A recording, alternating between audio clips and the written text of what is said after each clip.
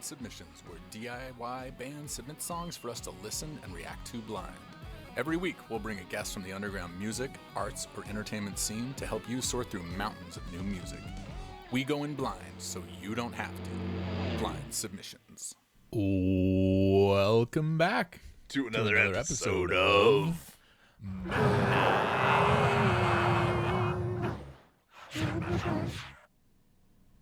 I'm Jeff Wilson, and I'm JD Norton, and we just flipped the intro around. We're just getting crazy. Woo! 35 episodes in, and yeah. we're gonna start getting funky.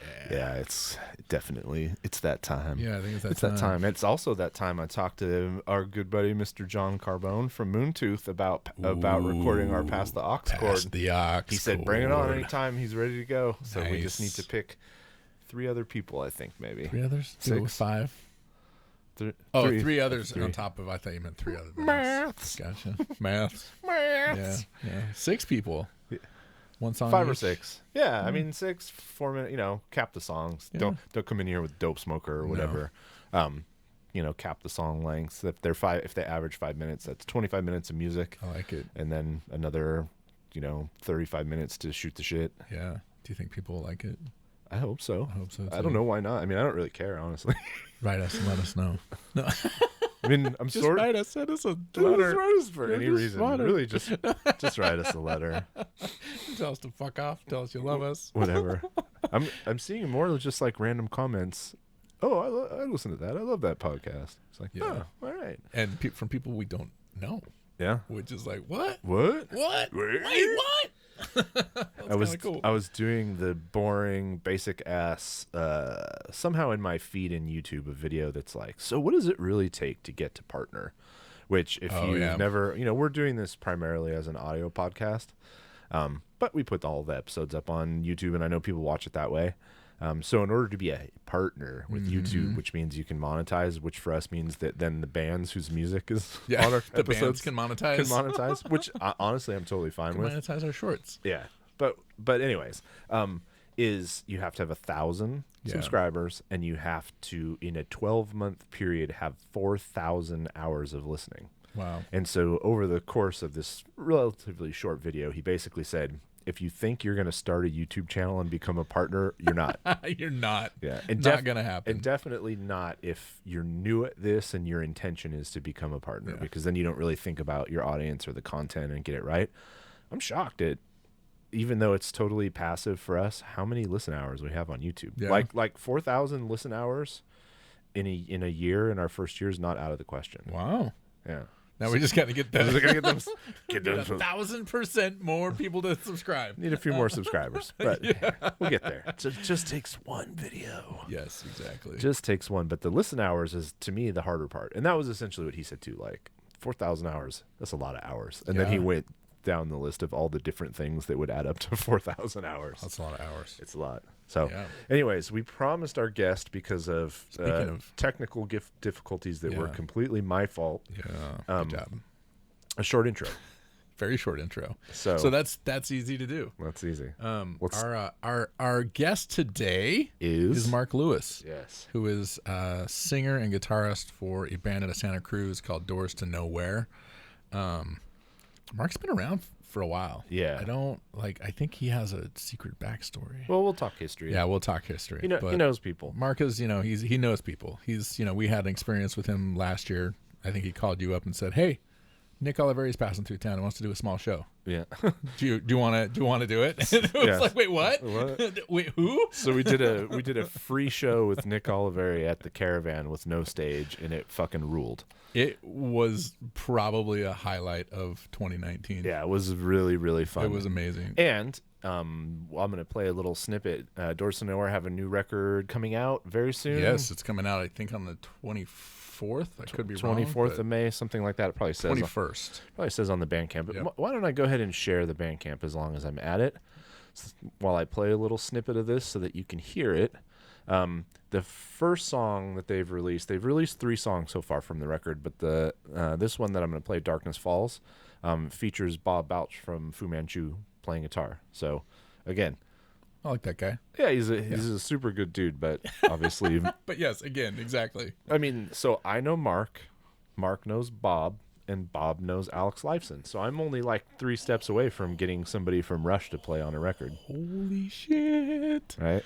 Maybe Not really. Maybe they would do a cover for the next Masters album. Tribute record. Yeah. Priest. With Alex. Rush doing a Priest cover? With Alex Lifeson and Geddy Lee. What do you think? Oh, come on now. I'm on board. All right, so let's play a little bit of Darkness Falls, and then we will bring Marc on and just start shooting the shit. And Marc's someone that we know well, and so this will be like one of those, like the Amy episode or a Susie episode, where it's clear that we've spent time together. That we know them. That we know each other. Yeah. All right, here we go.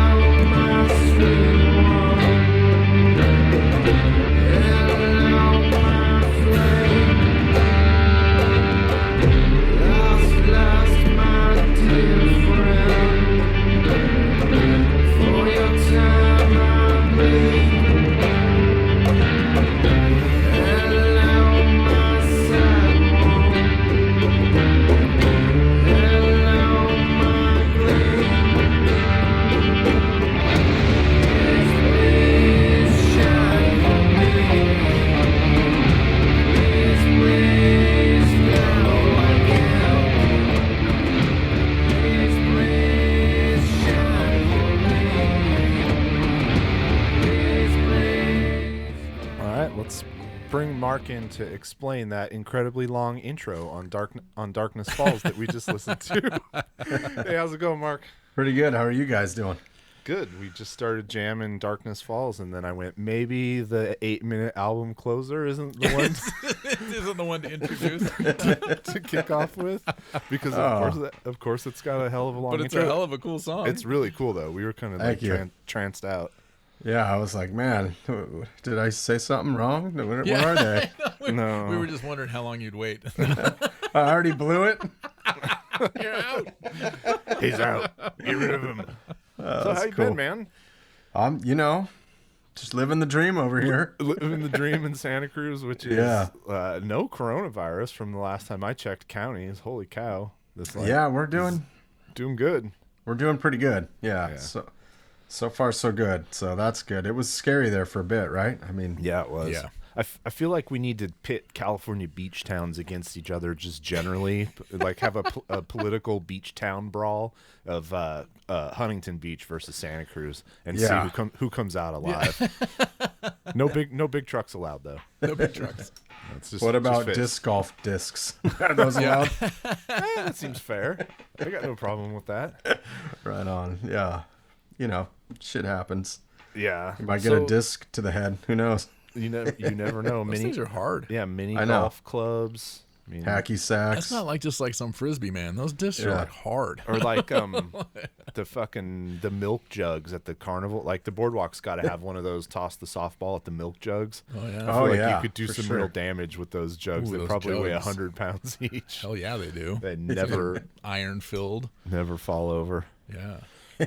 Damn. So when did you guys make this record that's coming out here very shortly? Man. So we, like right at the beginning of the end of the world. The beginning of the end? Yeah. What was that March or whatever? We went in and we tracked drums.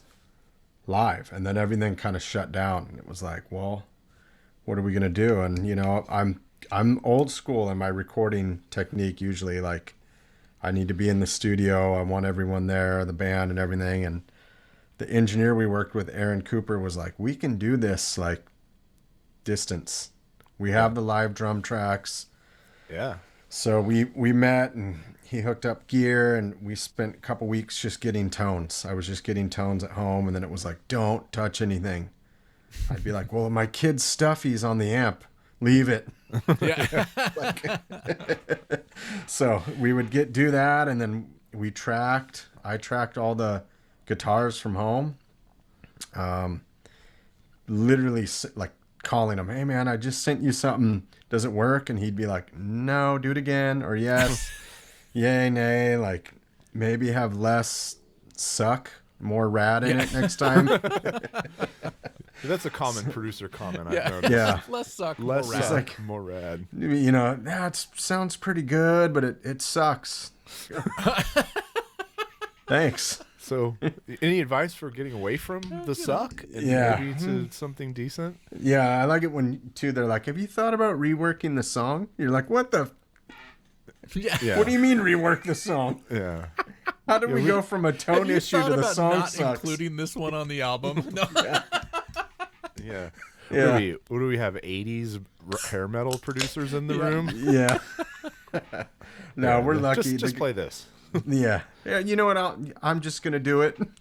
Yeah. You won't even know I'm there. Give Yeah. me your instruments. Yeah. Just sign away your rights. You'll still get credits. Don't worry about it. Yeah, don't worry about it. You still have to promote it, Yeah. but it's gonna be me. Yeah. Yeah, we were, honestly, we were the same way. We always record live. And all we had to get done was one fucking Deep Purple track in a year. Yeah. And, I think Carl's like you. He's like, no, we do it live. And finally I just said, well, either we don't do it live or we don't do it. And so we got there. Yeah, for sure. It was fun. It was a fun process. And it was honestly it's only one song, but it was the first time I ever tracked with a click. And that was an interesting experience. I prefer not in general, but it was fine. We pulled it off.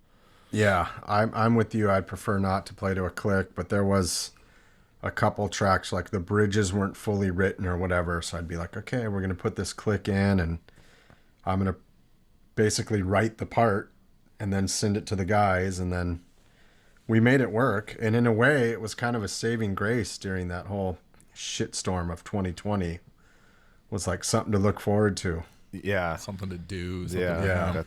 That's a familiar concept around So here. have you been sitting on it? Sure. How long did it take to record? Because it's not even out yet. It comes out Comes out on the 21st, 21st. Gosh, that's a great question. We sat on tracking for a while. So we got Pete's drums right away. And then, hi, whoever that was. Child in the background, it happens. Even though it looks like we're in a professional studio, we're not. Oh, you'll hear mine, I'm sure, at some point. Yeah. But yeah, we sat on it for a little bit and just didn't know what to do. It was like, I've never experienced a pandemic. So when it first came, I was like, amateur. couple weeks, like we'll be back in there, if this is anything like swine flu, it's going to be okay. Like, I didn't think it would be a year, Yeah. and like, so yeah, like I said, we tracked the drums and then we kind of just sat on it for a while. And then we were like, well, this isn't going away. I want to be creative. I want to do something. So we made it work. Yeah. It probably makes the album sound different than it would have otherwise, I would imagine, too. More Fully. time to think about layers and Yeah. to, like, do some studio stuff if you can track it. Yeah, it's a fun way. It's a fun way to produce music, and we've certainly seen a lot of that come out in the last year. A lot of creative people figured out how to approach it. Oh, for sure. And then once I got like it dialed with the interface and tones I could use, I've just been like going nuts at night when everyone goes to bed. I'm like, I'm going to write a Devo album. Yeah. I'm going to write a...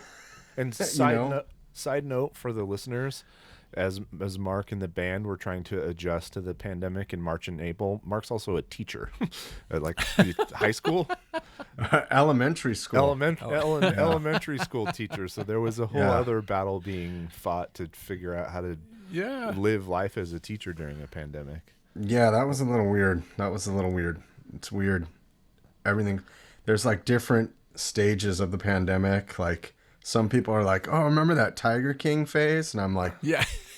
No. That was very early on. I do remember that, but I was also like battling Google Classroom and Google Hangouts and like trying to make sure kids got lunches and a computer and access to internet. Like Tiger King. I mean, God, it's enough like trying to make sure that all of your coworkers can get dialed into a Zoom and make everything work. But to like a class of 30 elementary school kids. They're probably they're probably better at it. They're probably better some at of your coworkers. Yeah. And some of the teachers. Some of them are. It was funny though. It was like, and mute, and you unmuted yourself. Mute. Mute. And now that I'm back in the classroom, it's like I'm like, mute. Oh, wait, I can't do that anymore. Can't do that. Yeah, I mean, I've been wondering about that. We have kids. Between the two of us, we have 4 kids, so we've seen it from the parent side. And it's like a lot of the traditional time-wasting classroom monkey business just not happening. And so I've seen them get through a lot more material, I think, in the last year, which is an unusual claim to make, but mine are older, right? I got 7th grade and a senior in high school, so they can sit in front of a computer and focus. It's what they do anyways. So well, it's crazy, man. Some kids were like, they thrived. They were like, I'm home, I'm in my comfort zone, I'm doing this. Like this little girl, for example, I've never heard her talk in my life. She just didn't talk. Get her on the other end of Zoom, it was like, whoa, you're brilliant. Yeah. You know? And then other kids were just struggling big time. So to each their own, you know? And I had my daughter's in kindergarten this year. Going triple whammy. Yeah. Oh my God. Going to the school I work at, and some days I'm like, I have no idea what you did today. Yeah. Like, and I'm not going to bug your teacher. I know she's a great teacher. I'm sure she's got you dialed in, but you're in your room on headphones on Zoom. I'm out in the living room. My wife's working in the office. Well, our bedroom. Yeah. We do live in Santa Cruz. We don't have an office. I know the feeling. Yeah. So it was nuts. So yeah, at night, music was killer. Yeah, I believe it. We, it was like they adapted quickly, but when we were kids, this concept of, there are people who learn in different ways was just starting to be discussed. Conventional wisdom when we were kids was boys are bad at school, girls are good at school. And then someone started to like dig into that and like try to understand generic personality differences that are gender-based and how does that impact. And so we started, even during the time I was in school, saw changes in kind of expectations, the way class was taught. Went through a huge version of that in this whole Common Core debacle. If you don't have kids and didn't go through that, maybe it wasn't executed right, but from my perspective, Common Core was like, let's step back and go, hey, you know what? Not everybody learns things the same way, so let's try and hit more of the kids by using the different methods that work for different kinds of kids. And this is the first time I've heard that Zoom opened some kid up who's probably perfectly happy to talk to their grandma over FaceTime or whatever, but is like shy and freaked out in a classroom full of kids. Surrounded by 20 other kids. Oh, for sure. The social emotional like growth is what worried me with kids mostly being home. Like the education part, the book smarts, you'll get caught up. If you're behind a year, you're behind a year, but you can access that. Like as long as there's an equity and you can access education, you're going to get it. But the like social emotional stuff is what's kind of worrisome. But then again, it's like I know kids that were brilliant, graduated high school, and then they don't know how to buy their own toilet paper. Yeah. So, yeah. I listen to a lot. I listened to a long interview of the guy who like coined that social emotional learning phrase. And he said, I didn't actually invent it. I just coined the term. I was a journalist working with someone who invented it. It was a really fascinating conversation to hear about how that's been integrated into teaching now and how we understand learning in a much better way. I remember when in college it was like, there's 7 different ways that human beings learn, and only 2 of them are taught to in school. This idea that like not teaching music isn't just you don't learn music, but it's like an actual way that human beings learn how to communicate and express themselves. That's just totally lost. So people who are dumb and never figure out school might be the most brilliant if you can just find the right avenue in. Yeah, it's a trip. You say that because I use music in my room a lot. And there's kids that are musicians whose parents are musicians, and I'll play a song and they're like, well, there was a G7 and I liked that. And, oh, that guy's not shreddy enough, or that's not jazzy enough. And then there's the kids that have no musical background that are like, that song had emotion and this is why. I saw this color, or I think the lyrics are about feeling empty. And I'm like, well, that's rad. That's what I like. I don't really care what notes they play. I want to feel it, Yeah, that's interesting. Since my daughter started playing drums, her math, and it lined up with like the big fractions period in math, and big fractions period. Just having to have fractions be part of your life in order to play drums just made math easier. Period. Oh, for sure. And I watched it happen. Yeah. Let's talk about the big fractions period. The big fractions period. Yeah. That's like next to the Mesopotamia. If you don't know, you can't afford it. Yeah. And if you're a parent, you remember it because you're like, oh fuck, I gotta look up how to do all this again.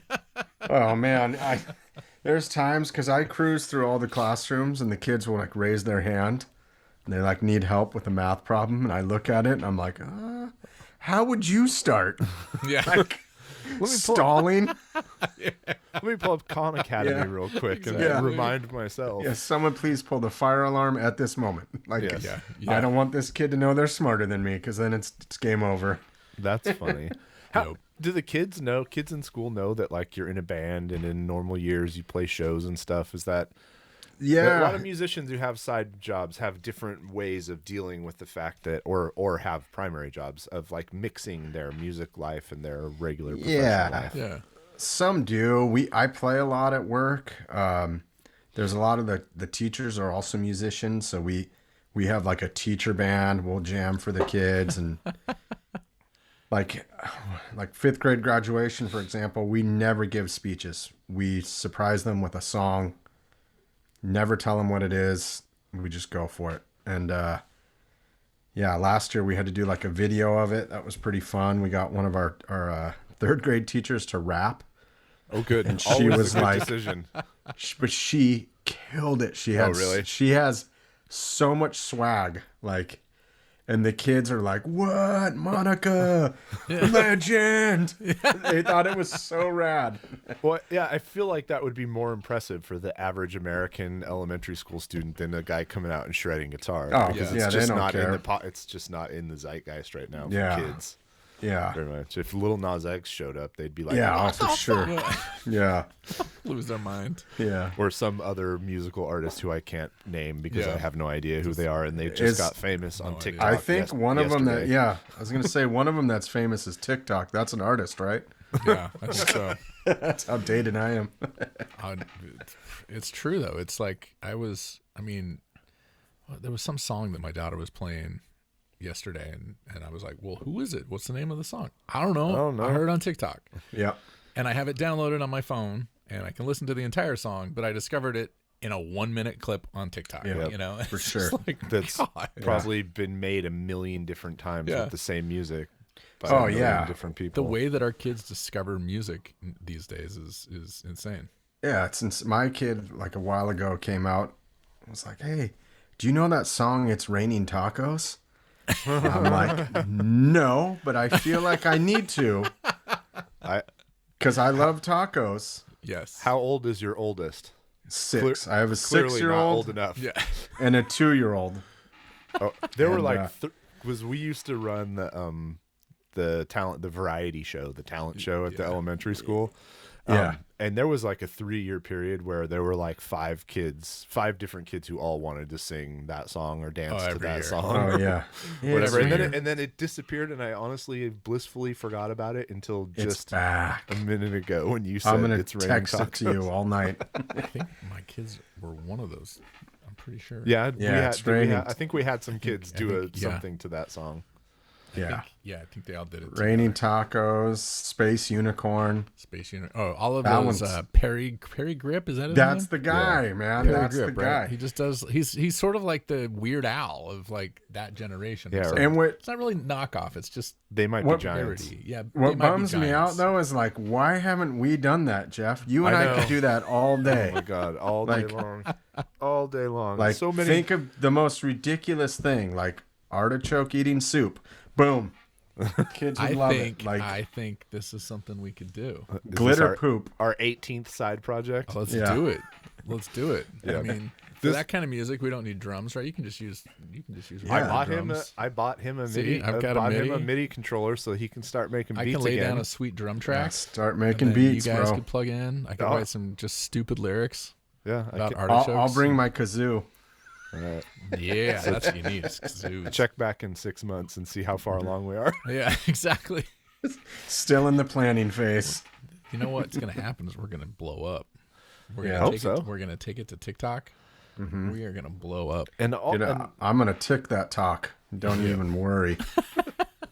Any aspirations we have about blowing up are really just about expanding the audience of people who then get to hear the weird bands that we pull out of nowhere. Yeah. Exactly. What's rad though is like if our kid band blows up, singing about glitter tacos or whatever, and you're doing interviews, and I'm like, dude, you got to check out Doors to Nowhere, and they just shut it down. They're like, no, we want to hear about the glitter taco. Yeah. Tell us about glitter tacos. Okay. The dancing pepperoni. Yeah. No, I have. Okay. No. I have the scenario for the first song. Ooh. And that is when I went upstairs to Eva's room and she and Addie were in there. They had a 3-pound bag of Sour Patch Kids.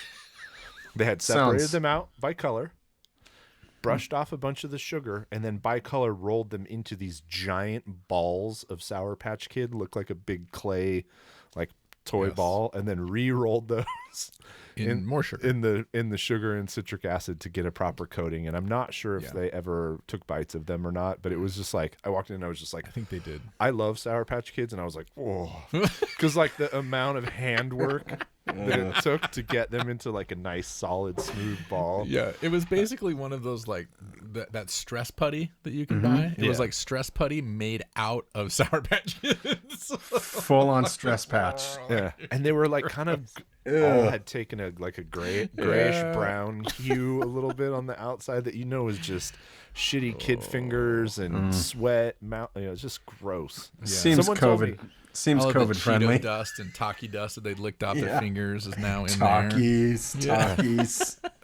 I once had you can confirm this for me. I once had an elementary school teacher tell me that maybe the worst smell in the world, and definitely the worst smell if you've ever taught elementary school, is the top of a kid's sweaty head. When you lean down over the desk to help them and you just have that like post-recess head sweat, and who knows how often they wash their hair. Oh, yeah. Yeah. I can't imagine like being a 6th or 7th grade teacher of all these kids that are sort of just like coming into realizing that they need to wear deodorant. Oh, the puberty monsters. The puberty monsters. Oh, man. They don't wear deodorant yet, but they all go to school smelling like onions. You're looking at the guy that usually has to teach the 5th grade puberty unit. Yeah. And it is. Oh, really?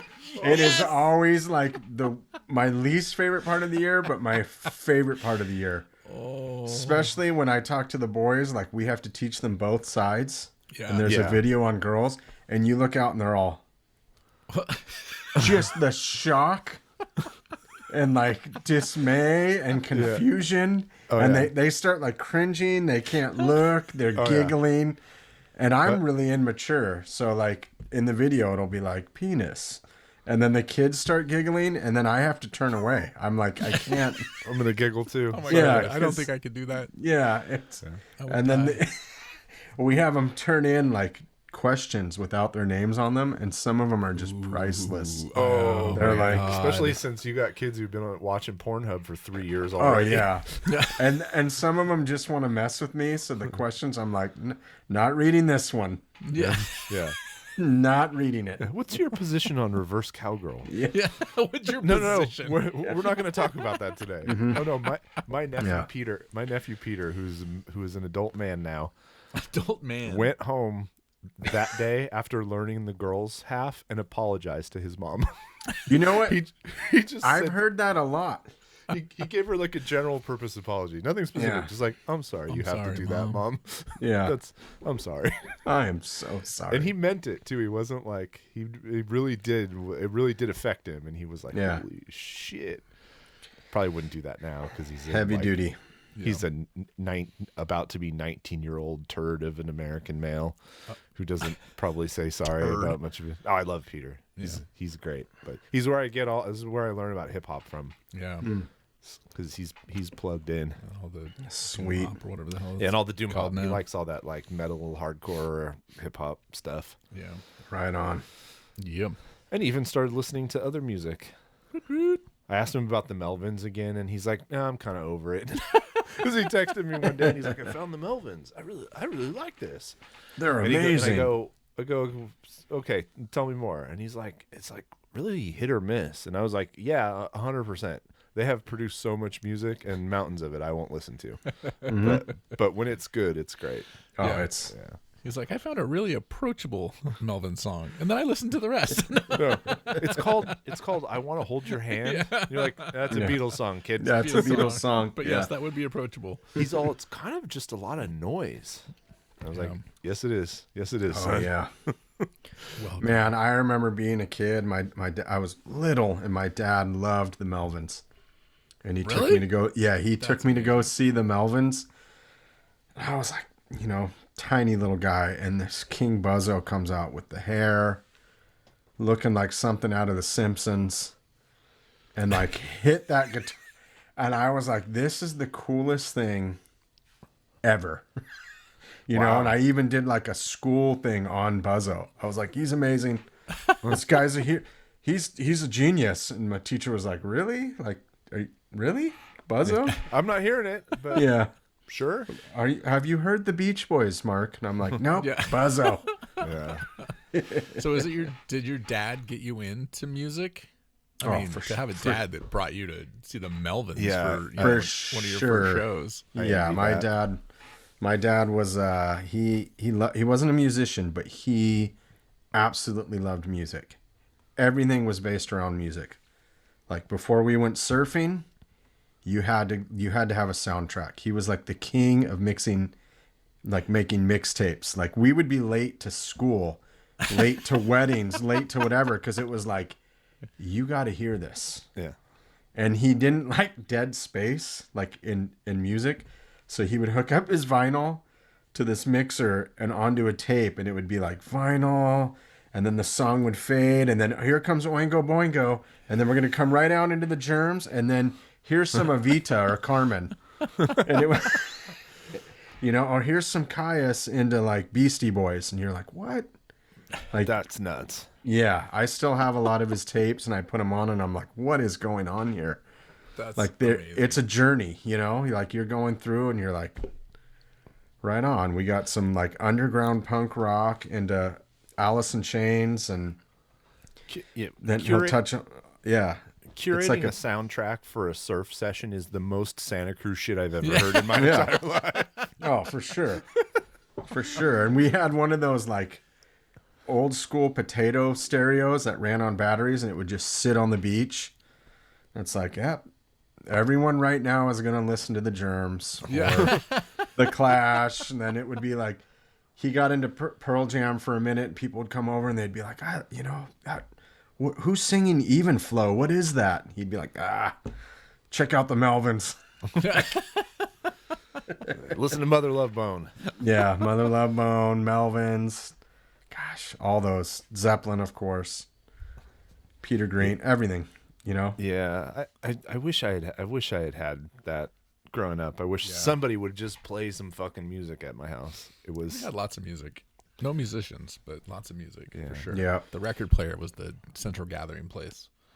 For sure. Which was awesome. For sure. We didn't have we never had like the nice TV or the brand new video game thing or whatever, but we had these old school ugly ass speakers from the 70s that were like as tall as me when I was a kid. Yeah. And they cranked, and it was like the coolest thing ever in the world. It was just like, let's turn that shit up.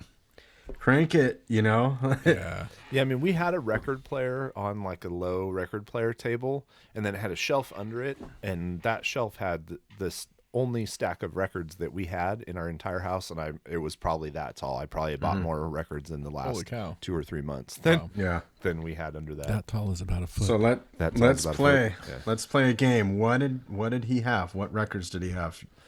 Oh, we've talked about this a little bit. So we had a good copy, a 12-inch single of Randy Newman's "Short People," as you do in the mid '70s. A great one. The Barbra Streisand and Chris Christopherson soundtrack to the last version of whatever that Lady Gaga movie was, "A Star Is Born." Probably some other assorted Barbra Streisand and or Chris Christopherson. Wow. A little bit of new wave as the 80s rolled in, and my brother and sister and I would buy some no classic rock. No REM, no Blondie. What do we got? Talking Heads? No, like Thompson Twins, Howard Jones. There was definitely Depeche Mode. No, no one was that cool. Yeah. No one was that cool. No, it had to be like on the radio 23 hours a day. Okay. Tears for Fears. maybe Tears for Fears. Honestly, my main memory of listening to music in childhood was we had a little old cabin up in Tahoe, kind of in the middle of the mountains. JD's seen it. It's like it was a little A-frame shack from like 1919, and there was a radio there. And there was one station that it got in, and we would listen to the same 11 songs on a loop because there was no TV there and no TV reception. So it was like the soundtrack to your life when you were at the cabin was whatever 11 songs were popular. Whatever the most popular songs on the radio that day. Summer. Yeah. Oh, it was awful. And then I knew then it was like, I can't take this shit. We need a tape player. We need to get something else up here. It was. What was that? Hold me now. There was, oh man, this song too. I had a cousin that came to visit us one summer to Santa Cruz, and she was really into that. I can still see the music video. Bodyguard, Kevin Costner. Oh, the Bodyguard, yeah. The Whitney Houston Bodyguard soundtrack. Oh god, no, the dude, Bryan Adams, he would sing it. Oh, gotcha. Still gives me like, I hear it and I'm like, I'm gonna fight someone. Like, to me, it's not a love song. Yeah, I think I've blocked it out. Yeah, in my house there wasn't a music collection until I started buying music. I was the only. My mom's house got burglarized when I was a junior or senior in high school, and they took my entire CD collection and all my tapes and stuff. When we listed out on the forms, all for insurance, all the things that were stolen, I was the only one who listed anything music, and musically, and it was like line by line, as much as I could remember all the CDs that I lost. Every CD. Those, remember the black plastic boxes that were like 2 rows? Oh yeah. I think I had like 8 or 10 of those that were just filled with. Yeah. I'm bringing those back. I mean, haven't told my wife yet, but I'm bringing those back. I'm gonna hang them up all over the house. Nice. I'm actually really excited about Jordan doing that on. Did you see that announcement? Oh, whipping out his high school soundtrack. Yeah, like on 2 minutes to late night. His mom like found his CD thing and gave it to him. His old CD thing from high school. So now he's going to do like up videos of a review of each album from like his high school years. That's amazing. Like, I don't know how long they're gonna be or like how extensive, but will he play some of the music? Yeah, will he play some of the music?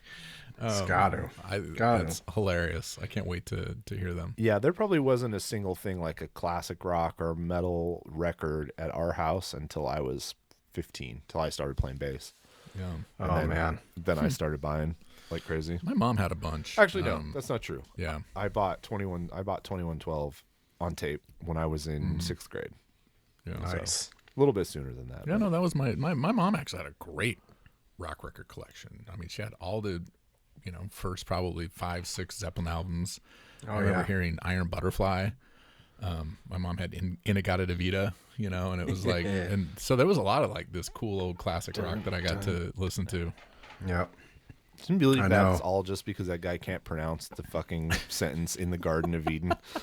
Is it really? Yeah. I didn't know that. In the Garden of Eden. It's really supposed to be in the Garden of Eden, baby? I think so. Really? Someone clown my musical knowledge if that's not true. But yeah, that's the story as I understand it. I don't care if it isn't true. We're going with that. Yeah. I'm going to say Jeff Wilson. He said it was true. I'm going with it. Yep. Yeah. And Fun facts. Since we are a legitimate music media now, we are the music press. We can create. Don't trust the media. We can create facts because that's how it works. For sure. That is. Yeah. You just get to make shit up. Yeah.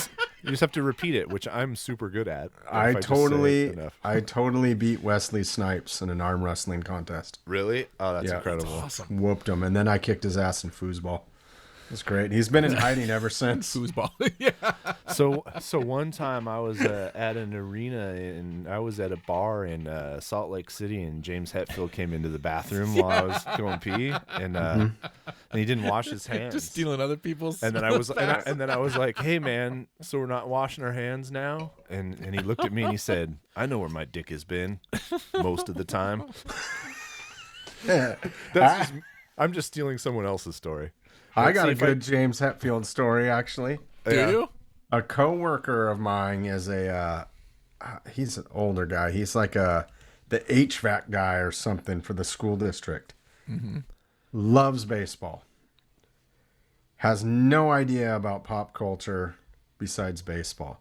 But he's a giant season ticket holder, has been since the 70s. Can tell you every player inside and out. He's like the guy that gets autographs. Whenever he sees me, he's like, "Did you see the game last night?" I'm like, "No, I didn't." Let me break it down for you. No, I didn't watch it for a reason. Yeah, but he has this like pass, and where he gets really close to the field, and he gets to go on and get autographs. And he's like, "I like to get there," and he's like, "Every year it's my mission. I get every player's autograph." And he's like, "I felt like I was kind of hogging, and there was this guy there." And I said, "Hey, man, do you want to get a turn?" And the guy was like, looked at him, and he's like, "Guy gave me a dirty look and was like, fuck no." And he's like, "I didn't know what this guy's problem was, but we ended up staring at each other."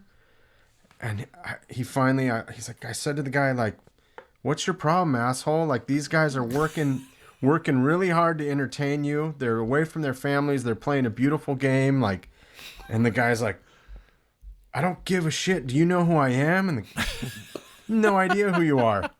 And then they announce him, and he goes out and plays the national anthem, and it was James Hetfield. Oh, good.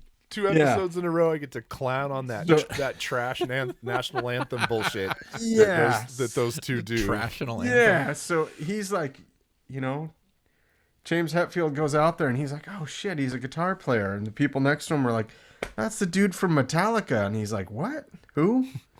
No idea. And I'm like, "Well, what happened? He's like, "Well, he came off the field like mad dogging me.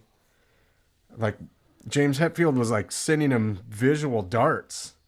And he's like, "All I could think of was like, I love your music in that tinfoil band."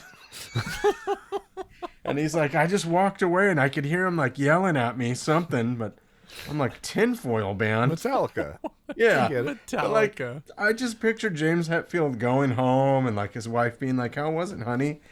Him being like, "Tinfoil band." Somebody didn't know who I was. Really, just every time he's at home using tinfoil, he's going to be like, "That guy." Oh, it's so funny too how no more aluminum foil in the house. Yeah. He thought I would want an autograph. Yeah. From Pablo Sandoval or whoever. Yeah. Oh man, that sounds like half of an episode of Metalocalypse. Yeah. Probably is. Seriously. Oh, which is another thing on my list to rewatch. I haven't watched in a long time. It's been a while. Fuck, it's so good. Yeah. Kurt Hammett came down here to surf one time, and was getting a surf lesson, and word got out, and everyone at the cliffs and Pleasure Point and out in the water was just going, Megadeth. Megadeth. Oh, Santa Cruz surfers, especially around there, are vicious. Yeah, it was rad. Yeah, for real.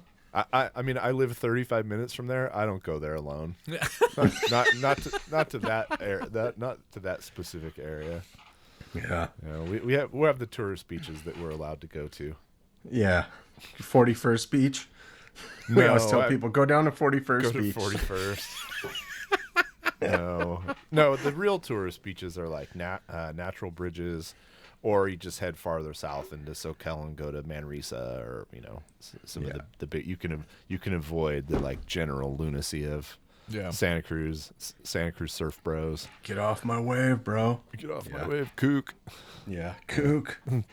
There's a reason our band is named what it is. We all have a complex. You're all bad. We all have a complex from being from on this side of the hill. Yeah. My buddy, he was like, yeah, I saw Kurt Hammett in the water surfing him. Well, how did he look? Like, was he good or what? He said, kind of looked like a wet ferret. So ever since then, I'm like, oh, it's James Hetfield, Lars, whoever's on bass, and that wet ferret. That wet ferret. In that tinfoil band. That tinfoil band. Oh, yeah. There is a point at which you become so big that really the only fun thing to do is just trash you endlessly for humor, and they just got to get over it. How bad for can you sure. feel for any of them? It's like, Kirk put his $25 million Pacific Heights home up on the market, and here's photos from the inside, and you're like, really? From rock and roll? From rock and roll? Worse, from metal? From metal. Like, whoa. Yeah. Yep. He's got a lovely throw rug, though. He does. So, has really interesting design sensibilities. I think he might have a hidden designer inside of him. Yeah. Oh, for sure. Hidden Santos in there when you come out. And he's got a hidden wah-wah pedal too. Yeah. On every appendage. Like, wah-wah pedal shoes. Wah-wah No gloves. bass tone, though. No bass tone to be found. Oh, Rob. I hope it's a good playing gig for Rob. Yeah. I don't think he's suffering. Paying gig. Oh, I think he's doing fine. Yeah, he's doing all right. Well, I heard Newstead interviewed, and he basically said when they brought me on board, someone asked him if the Black Album made him enough money that he never has to work again. And he said, I'll give them credit for one thing. They brought me on board. I had like a probationary period where I was a hired gun. Then when I was vetted and I was to become a full member of the band, their management took me on and cut me a really good deal. And I don't have to work again money before the Black Album ever came out. Wow. Yeah. And I was like, fuck, you don't hear about that very often. No. That's good. But it explains why he's just kind of been off in the fringes doing whatever the fuck he wanted. He's clearly interested in music, but he's not. Yeah.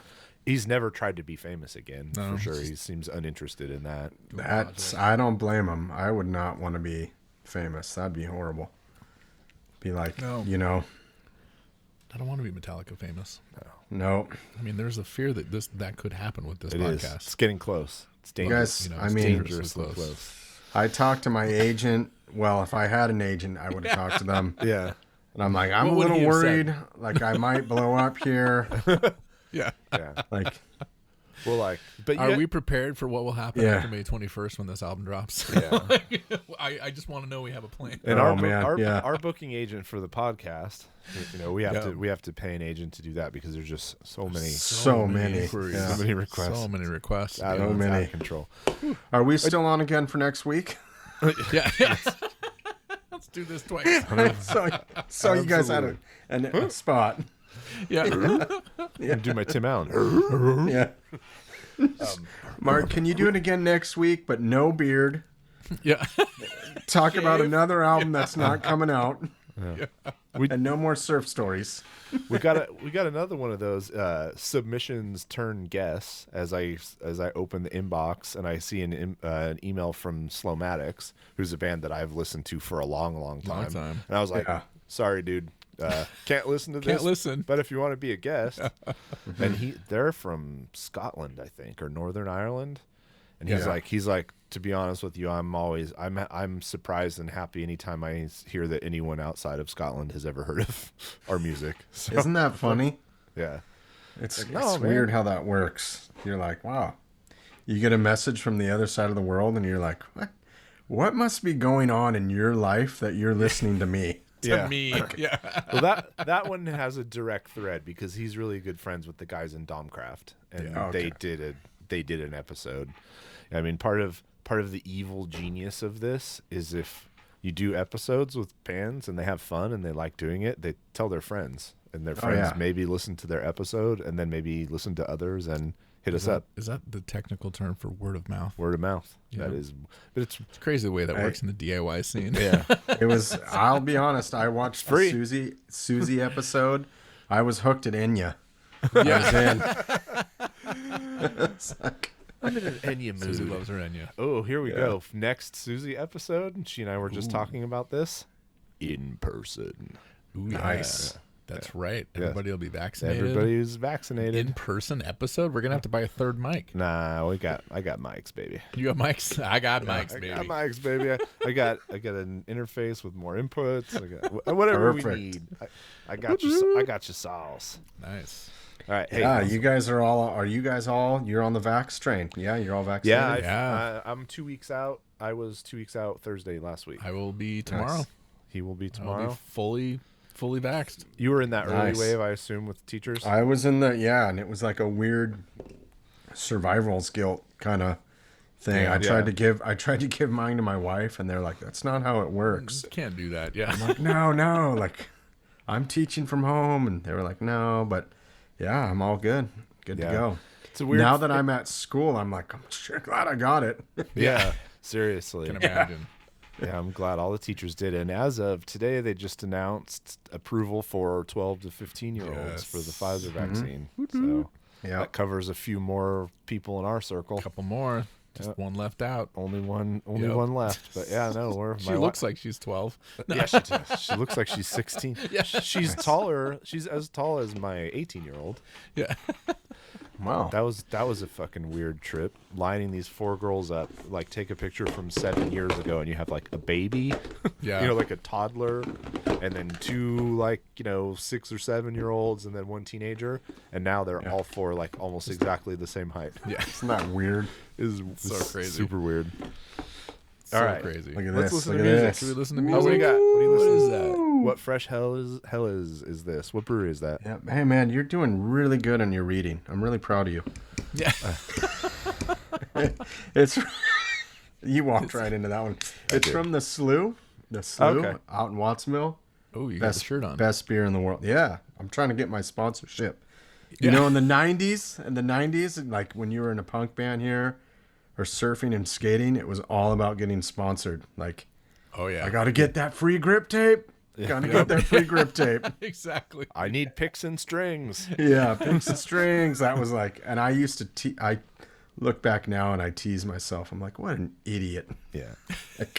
But now for this beer, I'm like, come on, hook it up. Santa Cruz is kind of jamming this. The greater Santa Cruz area is kind of jamming beer wise. I just heard an interview of some guy who lives in Santa Cruz and has some church that's like, he was a Christian pastor, but now he's an atheist pastor. Oh, and the church, that's a route. The church sold off their actual physical church because they're doing a lot more work online, and used the proceeds to buy a brewery, and they run a nonprofit brewery called Greater Purpose Brewing in Santa Cruz. I haven't heard of that one. I'll have to check it out. All the money, all the profit goes to local charities, and that's cool. He basically had his awakening that like Christianity's whack, but like Jesus taught cool stuff, and I still like that. But not just Jesus, but lots of other people, and I'm still a spiritual person. Yeah. So we're just going to keep having church, and we're going to talk.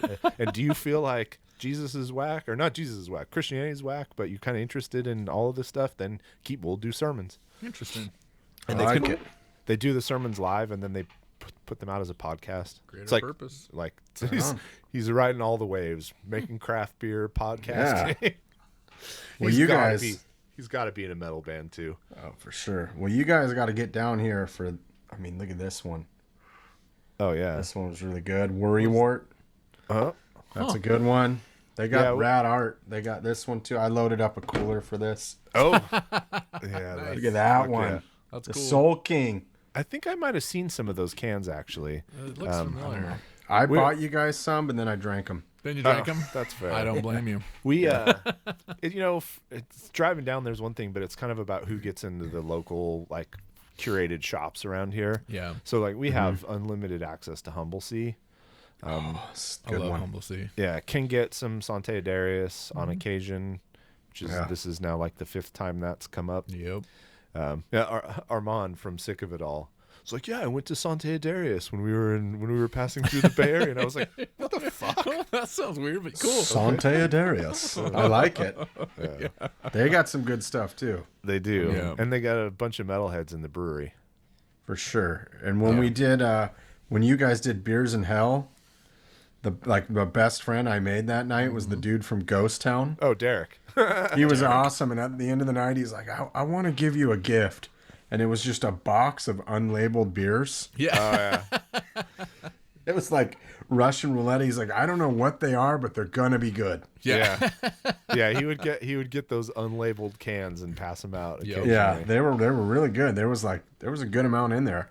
Oh, Ghost Town is a kick-ass brewery, and they just opened a new tap room in Oakland, and Skinner painted a giant fucking like Demon Lord champion mural on a big wall out in the like courtyard outside of the brewery. Oh, I can't wait to get up there. Yeah. That's sick. I mean, I'll do that soon. Mural-sized Skinner in my life. I mean, I could hire him to paint the inside of my house, and I would be a happy man. I don't know if my family would not be that happy because it would just be like demons eating people, but in an oddly cute and cartoonish way. They're not scary exactly. They're kind of they're kind of goofy. They're like scary in a weird like acid trip psychedelic way. Yeah, there you go. Yeah. Acid? Yeah. Excuse me. All right. So we have music. Okay. What's Our first band is the one that apparently you've heard of. So, first band. I won't say too much. I'll just say, before we listen to them, I'll just say I know who they are. Yeah. So the band is called the Crooked Whispers. The song originally was Sacrifice, but I think you wanted to do a newer song. Yeah, they had a newer. They released a 2-song EP, and I just love this art. Who looks awesome. A lot like Bradley, the sheepish vampire who's afraid of blood. We can take a look at Bradley at some point here. Very too. Nosferatu. Yeah, Nosferatu. Looking. The too long. A vegan vampire? Yeah. Yes. So let's just listen, and then we shall discuss. So the song that they land on is called Hail Darkness. It's the Crooked Whispers .bandcamp.com, and they'll have a new album coming out later this year, early next year on Ripple. And they're actually one of the bands, Ripple Music, got together with Rob Blasco, who's Ozzy's bass player, and Rob's like curating a special group of bands for Ripple, and this is one of the bands that Rob picked, that Blasco picked. Right on. So that's a little bit loaded going into it. I did not know this when I picked them. That's fine. I mean, it doesn't matter.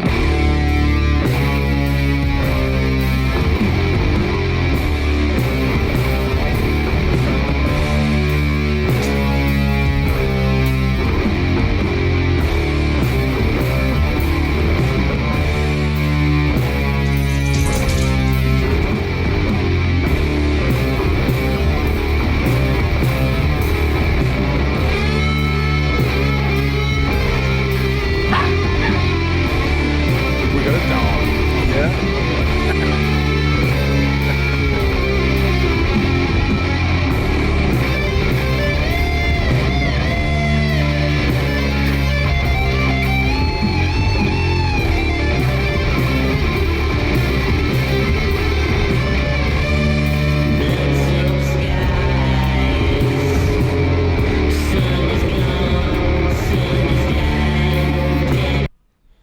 Wow. I like it. Some kind of lo-fi. And keep in mind, you're listening over Zoom. You're not getting like the full quality. It'll sound better if you listen on Bandcamp. It sounds pretty rad. Lo-fi, stony doom business. All right, so this is a virtual band. Never, I don't think, even met each other in person. They've never even met one another? All recorded remotely during the pandemic. Oh, wow. It's Anthony Gaglia, who's the main man behind Lagoon. And then he's also does some solo work, and then a guy from like Colombia. They're all in different bands. Yeah, Ignacio de Tomaso on bass. Joe Good Frontera. job on that name. Yeah. You crushed it. Look, man, I made it through a perfectly good public elementary school education in Northern California, and I can read like a motherfucker. I just can't see anymore. Yeah. So there is that. So first thing I'll say that I liked is not enough bands jumping out of the gate with a sweet guitar solo in the intro. Yeah. I noticed that too. Bring it I on. like it. Building the tension for sure. It had that like kind of skip groove that I always like, where you kind of want to nod your head, but then there's like a little tasty surprise in there. Yeah. I dug it. I want to scoot a little bit farther into it, or even just listen to see how they come out of this intro. But I mean, one of my all-time favorite songs in any genre of music comes out of the gate with the rippinest, one of the best guitar solos ever, and that's Sails of Charon by the Scorpions. I mean, and that is like masterful Uli John Roth soloing that just like breaks you into this like, what am I listening? What is this fucking crazy flamenco heavy metal music that I'm listening to? I hear that. I'm huge on Wheels of Confusion. Yeah. Sabbath off Volume 4. That intro, how it hits, you're just like, yep. I could do this all day. All day I long. think it would cause me pause, Yeah. to be honest. It's got to be done right. So It's got to be done right. Yeah. And like he said, using it, like crafting it carefully to sort of build tension, and then I want to hear how it walks into the non-intro. Like, and if he's using any melodic themes in the solo that then recur in the song, because that would be my kind of thought, was to have a little phrase in the solo that's actually part of the rest of the song, Part of the melody. The part of the melody of the rest of the song. It can't be too long, but all right, let's keep listening.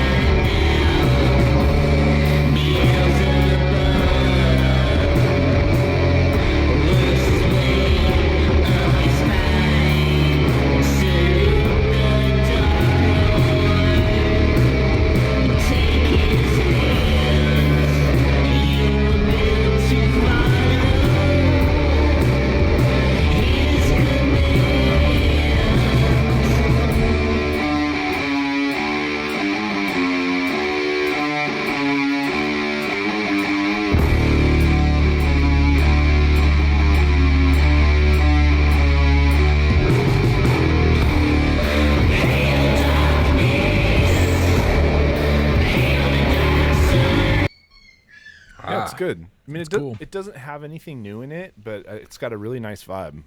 It's kind of lo-fi in a cool way. For And sure. I like kind of the creepy weird vocals. Yeah. Yeah, he's got even though there's a lot of effects on there, his the way he executes is killer. It fits the song. He's not over singing, not under singing. I dig it. Yeah. And the drummer is kind of like the unsung hero, you know? Yeah. I like the work on the ride, kind of keeping it moving forward. Yeah, no, it is nice. So this is a 6 minute and 41 second song that started with a guitar solo. What time will the second guitar solo start? When's the next guitar solo? Let's play Call Your Shot. 2:13. 2:13. That's aggressively 2:13. short. Wow, I was going to say 3:12. I'm going to go with the outside 4 minutes on the dot. All right. All right. 2:13. 2:13? I think it's coming up quick.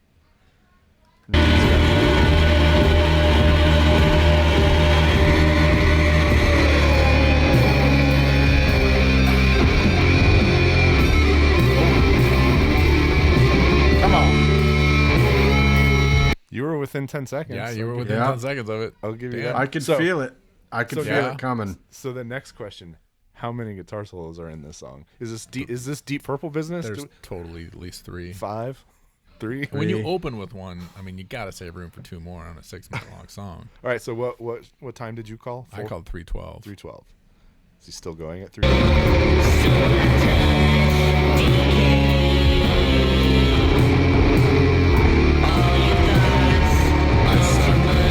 All right. 4 minutes.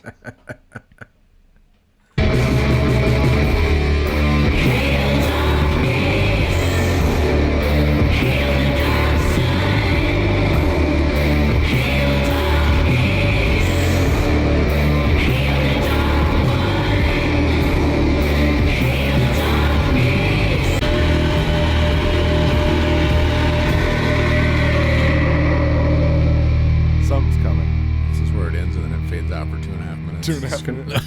2.5 Weird. minutes, eh? Nope. It's a breakdown. It's breakdown time. Let's get weird. There's that ride again. Yep. Ting. Woo.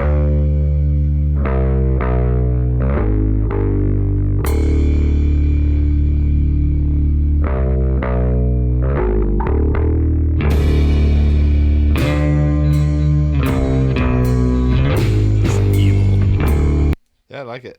That was some sludge. It doesn't exactly fill, but kind of fills the hole that a Beastmaker I was thinking exit that, leaves actually. behind. It's not exactly Trevor's sensibility, but it's similar-ish. It's a little slower and maybe doomier than... Yeah.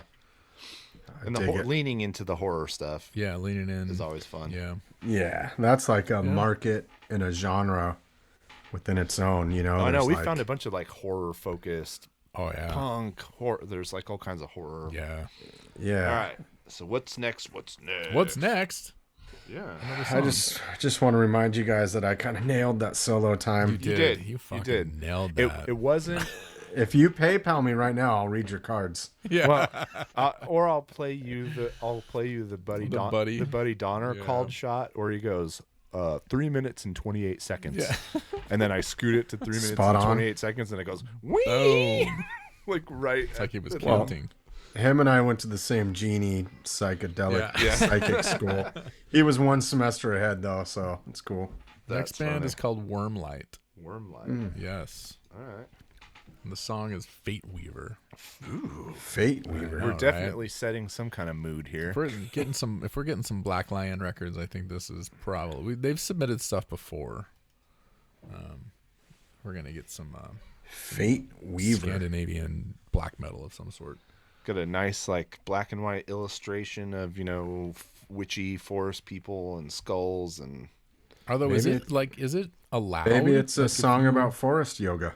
Could be. I hope Could so. be. Yeah, that'd be awesome. Is what allowed. Can black metal bands have logos that you can read? Yeah, this won't be. Well, here you go. Oh, this has got to be from Max or somebody Max knows. This is another band from Umeå, Sweden. Yeah, Oh, They're going to be melodic. techie. Melodic. black metal. melodic. If you're melodic, your logo can be readable. Oh, okay. So melodic death metal, your logo can be readable. That's the rule. Okay, and the song. So says Blynd Subs. This 8-minute long song is called Fate Weaver. Let's play Call Your Shot. When does the intro end? It's an 8-minute long song. Maybe 2 minutes and 32 seconds. Melodic 2:30. black metal. 2:32. 232. Black metal wasn't supposed to have long intros. I'm just gonna call the minute. All right. I'll just call the minute. 1:30. All right. Oh, I got to share my screen. Share your There we screen. go. Yeah. There you go. You There guys you looked go. cool though. Now you can see. See, there's the cover. Oh. Good. Oh yeah, they're definitely not doing yoga. They're No. burning some sage. Doing a prayer circle. All right, here we go. Fate Weaver. Wormlight's web black lion band. That's complicated. Yeah. Just look up Wormlight on Bandcamp. Yeah. Whoa.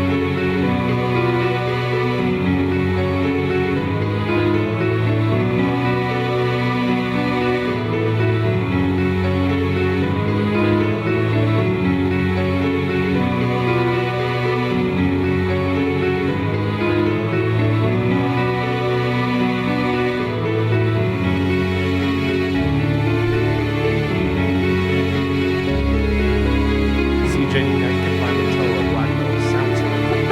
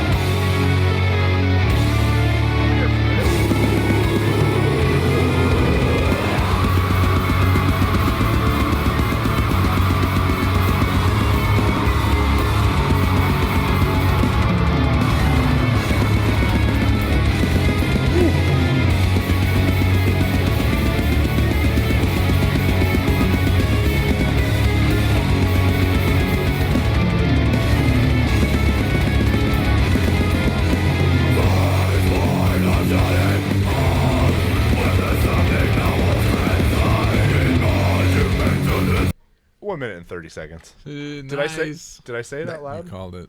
They seem pretty happy. Say it out loud. I couldn't remember if I said it out loud. I think you did. I think I did. Yeah. I was a minute off. They seem pretty happy though. Yeah, totally. Yeah. Super. I will say, in the very, very intro, I was waiting for like Eminem to be like, "Where's my snare at?" Yeah. Ooh, there. Oh yeah. No, I did not. I'm not a black metal fan. I don't dislike this. You might be a melodic black metal. I think I might be a melodic black metal fan. Now we have to come up with 50 you might be a melodic death metal black metal fan exactly. jokes. Send us the melodic black metal that you think I might like. Yeah. No, you might be a melodic death black cool. metal And, fan. Like we don't I know we don't nitpick the production on this, but there was something about the bass that it was hitting weird. Yeah, just listen. It was like just kind of flat and thuddy. Yeah, listen to the original. So I'll have to listen to the original. Yeah. No, I dig that a lot actually, and that was cool. Go ahead, Mark. That's not something I would probably like own or play all the time. But if someone put that on, I'd be like, "What?" It gets your attention. I'd be like, "What is that?" And I might circle back to it. But I'm not a big black metal guy. I can only take so many blast beats and stuff. Mm-hmm. But I dug the guitar line like the guy was doing. Yeah. Yeah. I like the progression, and you could hear it really well when it was just the synth or keyboard or whatever it was. Yeah.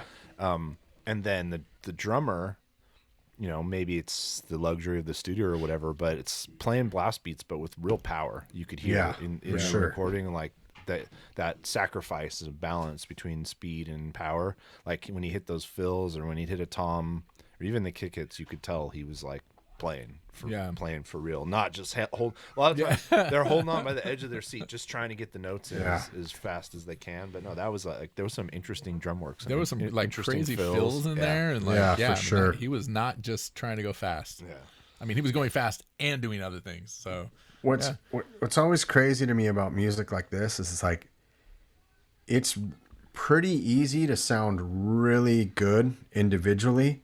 Like you can listen to it and you're like, wow, all these guys rip. But then when you like hone in on it, you're like, but they're not really playing to each other. Yeah. But the singing always kind of makes up for it because it's like that harsh screaming at you and you're like, yeah, I'm pissed. But these guys, you can tell they have their craft down. Like they're legit, Yeah. I feel like the particular expression of rhythm that comes out of playing blast beats doesn't like grab me usually because it doesn't like chug and drive the way thrash does. It doesn't groove the way like the Sabbath line of metal grooves. These guys weren't in a jazz band. They were probably classically trained or something. But I don't know. That one grabbed me. And anytime I'm listening to a song that's supposed to be metal, and within the first minute I put my fist up in the air like that, that's job well done. Yes. And you have to go like, job well done, Wormlight. You got a fist in the air. All right. Jeff. Let's hear a little bit more. You got fisted by Jeff. You got fisted by Jeff. We have a second t-shirt. Oh my. A second t-shirt. Oh my. Just a fingerless glove with some spikes on it. Smell the glove. All right. Wow.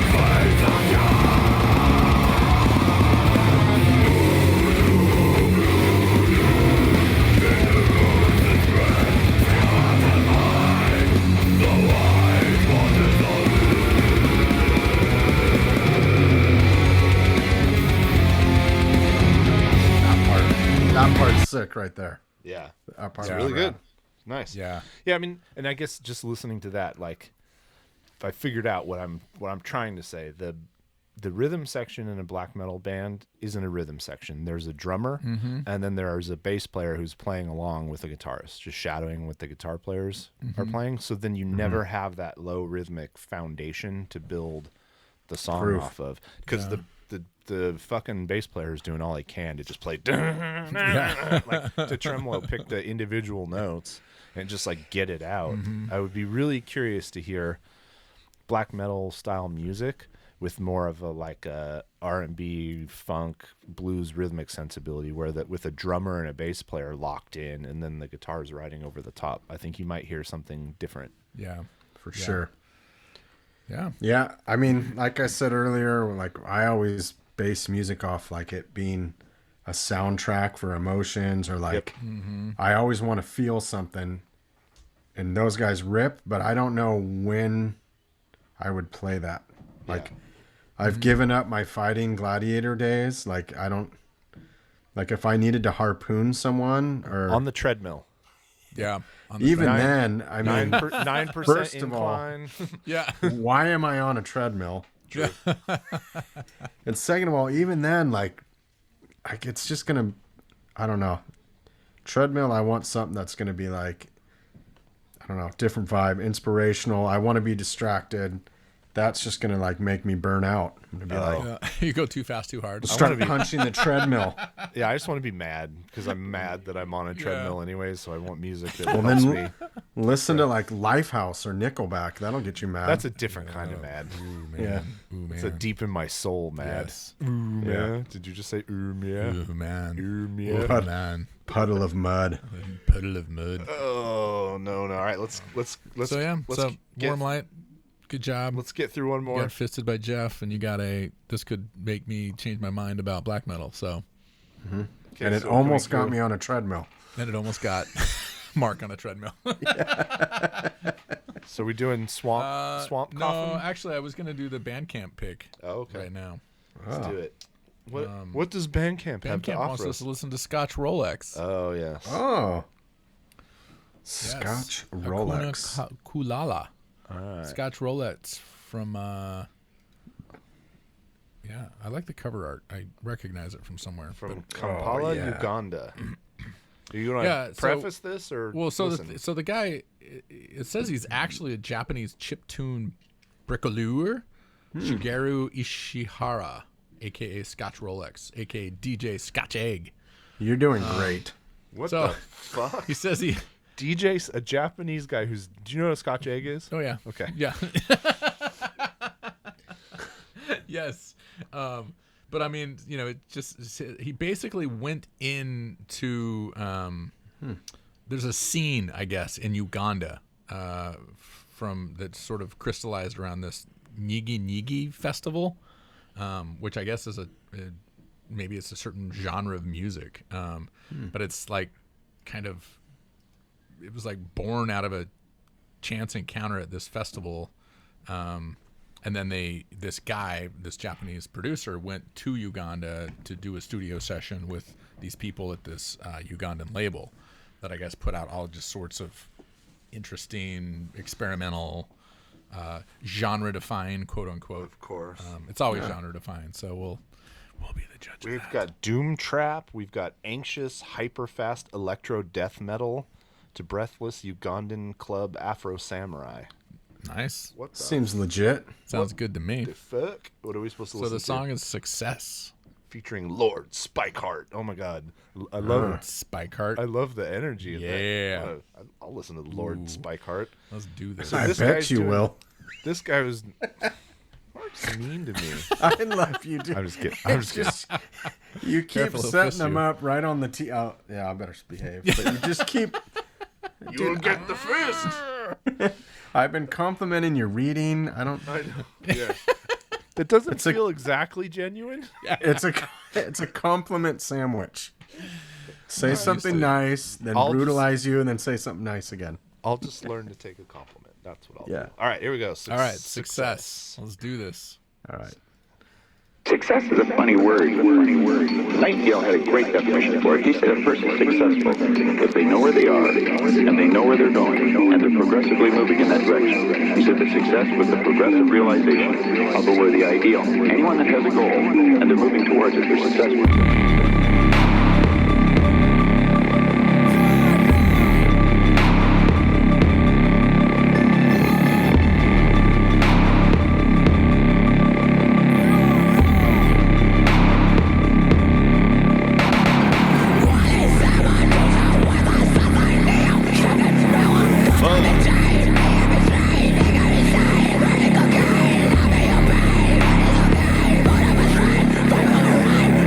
Lost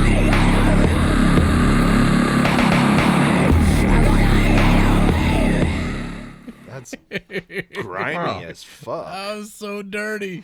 That was,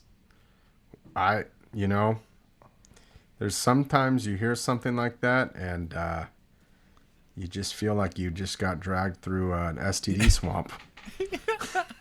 That was nasty. I'm into that. I love it. It just feels dirty. All right. Yeah. Like just, Do you want to know 5 things you don't know about Lord Spikeheart? Yeah, tell us 5 things about Lord Spikeheart. There's only 5, just in case you're curious. So is he? I guess he's the rapper. Yeah, I believe so. Okay. He's worked as a shoe salesman in a shoe store called Bata Shoes until he quit and never came for back pay. He got on stage for the first time when he was in nursery school at age 5. Nice. He has been arrested.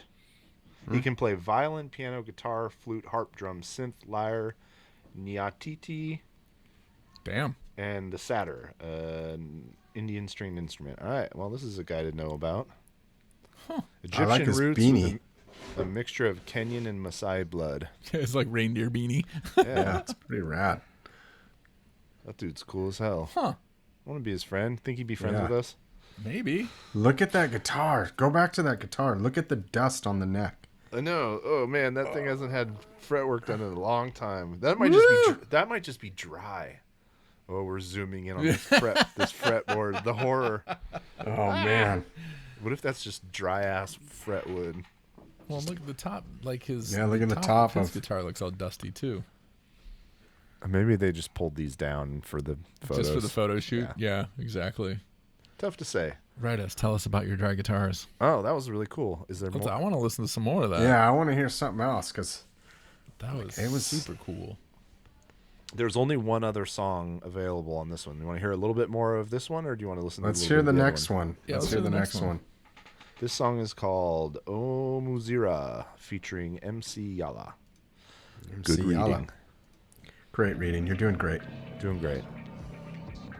I'm good enough. I Smart like enough.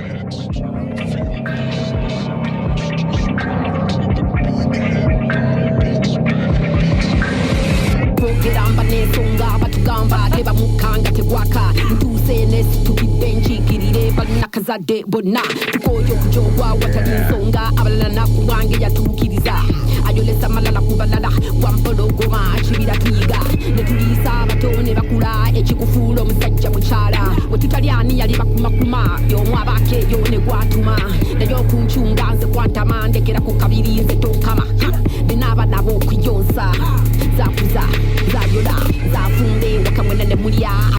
That's badass. I love Yeah. that. See, I like that one. So cool. This comes That out one was sick. May 28th, and I think I'm gonna have to buy that record. I think I might buy that record. You know, it's sold out already. No. Probably on Discogs or somewhere besides Bandcamp. You know what's crazy? That song you just played, that Yes. song will end up in a commercial, and these dudes will be huge among Oh yeah. a certain audience of people. Like they'll be this big but underground band, but that could be in a Apple commercial. Yeah, totally. Was just played. Oh, I'm sending my nephew a link to this. Yeah, seriously. Yeah, He's that was probably rad. already heard of him, but I don't know. This seems pretty still deep. yeah, it's pretty deep Ugandan. Is that a mosquito? Yeah. I think so. So I mean, I think this label, or I think there's a whole bunch of different stuff Mm-hmm. going on here that's not all of this group of people making music. This is like the Yeah. label site, and it's mostly about this festival. There's a bunch of releases. I'm gonna comb through them and see what else is good. I like the art. Art's Yeah, pretty it's rad. cool art. Yeah. All Wow. right. Super cool. Staring at a screen on a buy podcast. it. Yeah, if you find a I can copy find of the vinyl, let me know. Yes. I I liked will. the feel they got. That was rad. It's like Yeah, just like, God, that, yeah, it was. It was just grimy. So we take a little trip. I love it. Take a little trip to the merch table. I saw you guys are the records coming out on Desert Records. yeah. What are we doing for a physical release?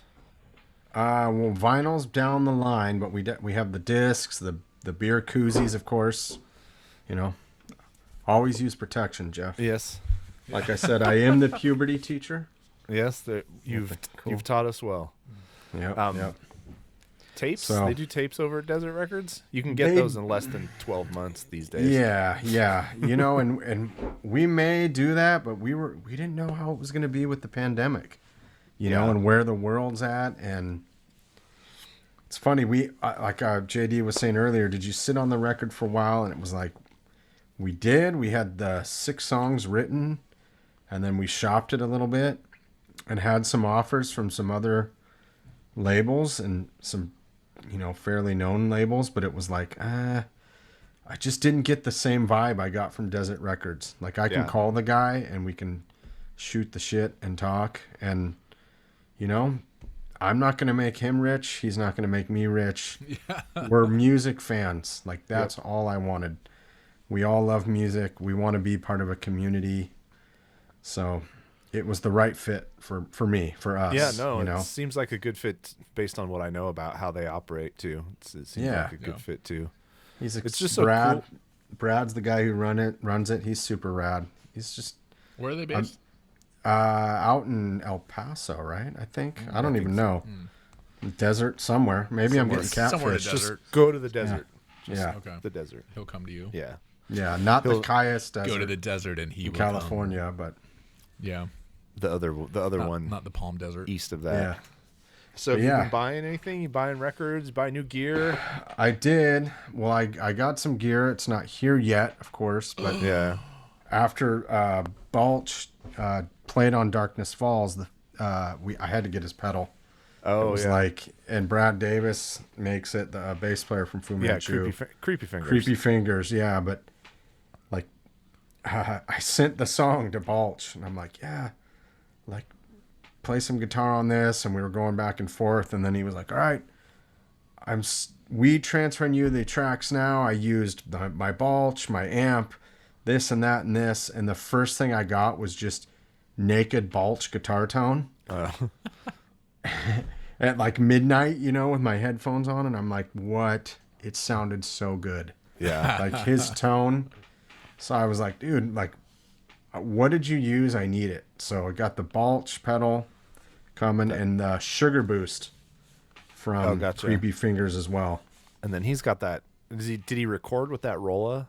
That's like his signature amp? Yeah, he used his guitar, his amp, his pedal, and then the Sugar Boost. And it was like, yeah, it's funny. He's like, here's this part. I'm thinking panned left. I'm like, you are correct. Like, yes, sir. Yeah, you got it, buddy. We were talking about how it's from us to you to Balch to Alex Lifeson. Yeah. So how do we get Alex Lifeson on? Oh, let's do it. You want Balch? We'll get Balch. I can give you that. I'll talk to Balch. No, I would love to talk to him. He's a great, that whole band. Well, I don't know about all of the rest of them, but no, they're all great. But the examples of like, hey, we're going to do this in a semi-underground way, so let's recognize that maybe we want to have a few different income sources. And so he does that Play That Riff site, which is fucking great. And Brad's got guitar lessons. The pedal company. He does what you can do one-on-one guitar lessons, and the dude's a multi-style virtuoso. So it'll be like teach you jazz, teach you whatever. He rips, and he like lives and breathes guitar. Yeah. Like he could play all day.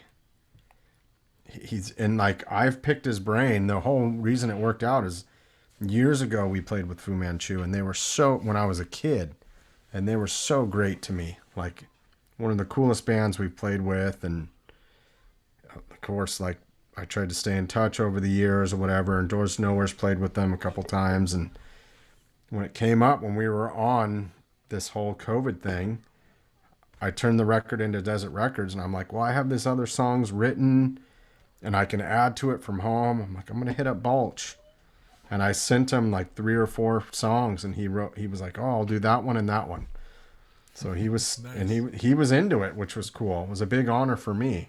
Yeah, absolutely. Because you don't just agree to do that sight unseen. It's like you gotta listen to the songs. Yeah. It's like picking a producer or an engineer. You know, there are people that will do work for anyone, but it's much more gratifying when you reach out to someone who you know won't do work for anyone, and they agree to take you on board because you've like passed one big hurdle with the music already. For sure, yeah.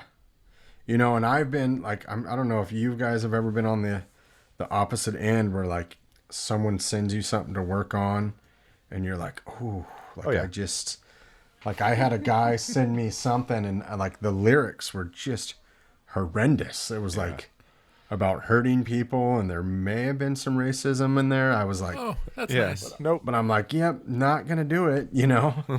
Like I'm not putting my name on that, but yeah. So it was an honor, and his tone is just insane. So Yeah. But dude, between him and Tony, I love Fu Manchu, but for my taste, Big Scenic Nowhere is a much more interesting project with a lot more dimension.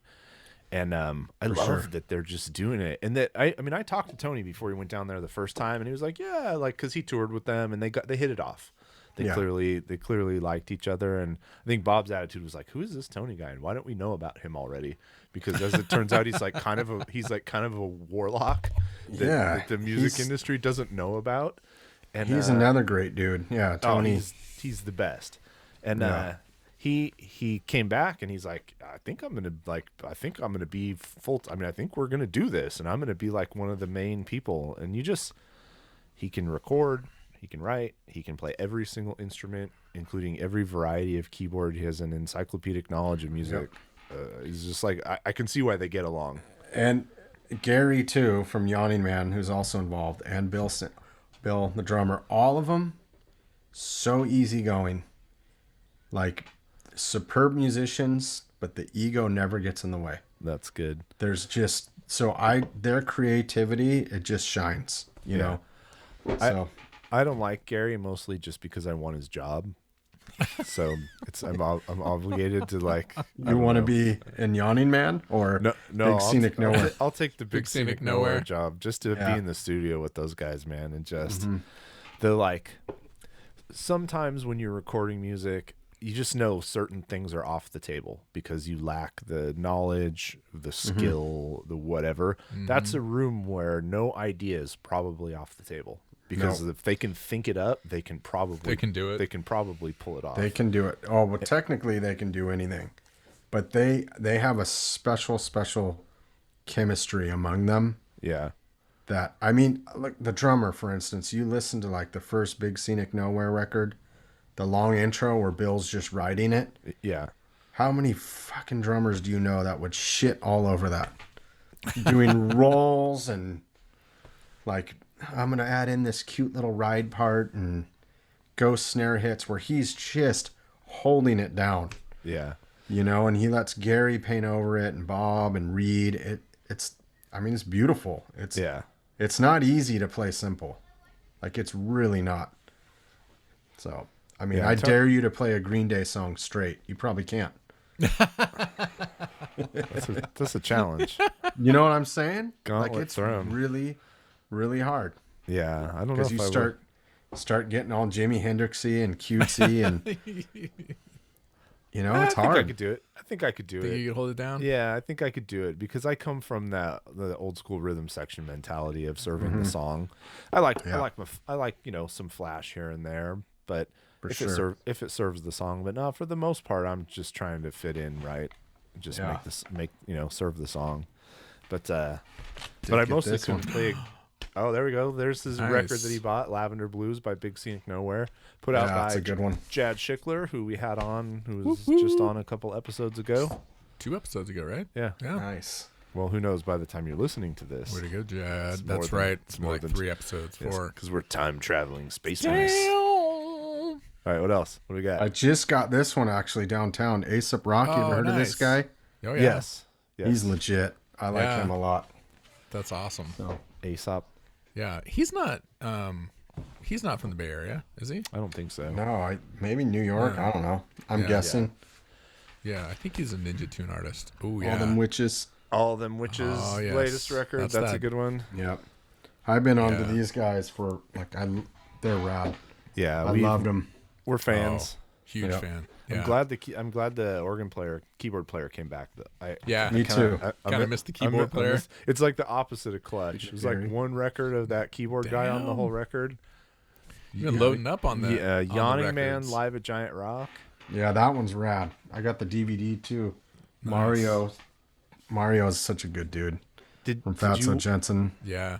Yeah. Did you watch those stream shows from the desert, Mountain Tamer and Stoner? I watched Mountain Tamer and I watched Stoner. Mountain Tamer was cool. Yeah. Those guys I love those kids, man. Yeah, they are great. They're great. I just talked to two of them in the last couple of days. Yeah. Yeah. It was like good dudes. Right? Yeah. Played with them a lot. Yeah. Yeah, Drew was. Yeah, because they were in Santa Cruz for a while, right? Before they moved to LA? Yeah. They were in Santa Cruz. I don't know how I stumbled upon them. I saw them one night, and I was like, man, they're these relentless. kids are They rad. just play Yeah. like crazy. They're just charging. Yeah. And then real we experimental.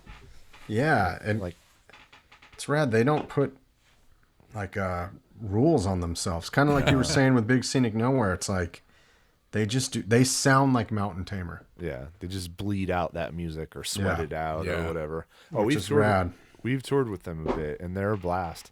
They are. They're fun on the road, but they handle their shit too. Yeah, pros. Even though they're on the younger side, they're like they got their shit together and so great on stage. But dude, I saw Drew jump like 4 feet in the air, like hops that I'd never had at my best. Sweet ass guitar jump splits. Oh man, for sure. To be young again. To come down and have all your tendons intact. Yeah. I remember jumping. I remember jumping. You guys remember jumping? Dude, this one, this is Mock. This is 45. This was like Mock and Blast were like my favorite Santa Cruz bands. Yeah. Ever of all time. Blast. I haven't heard of Mock. Mock, just good old fashioned punk rock.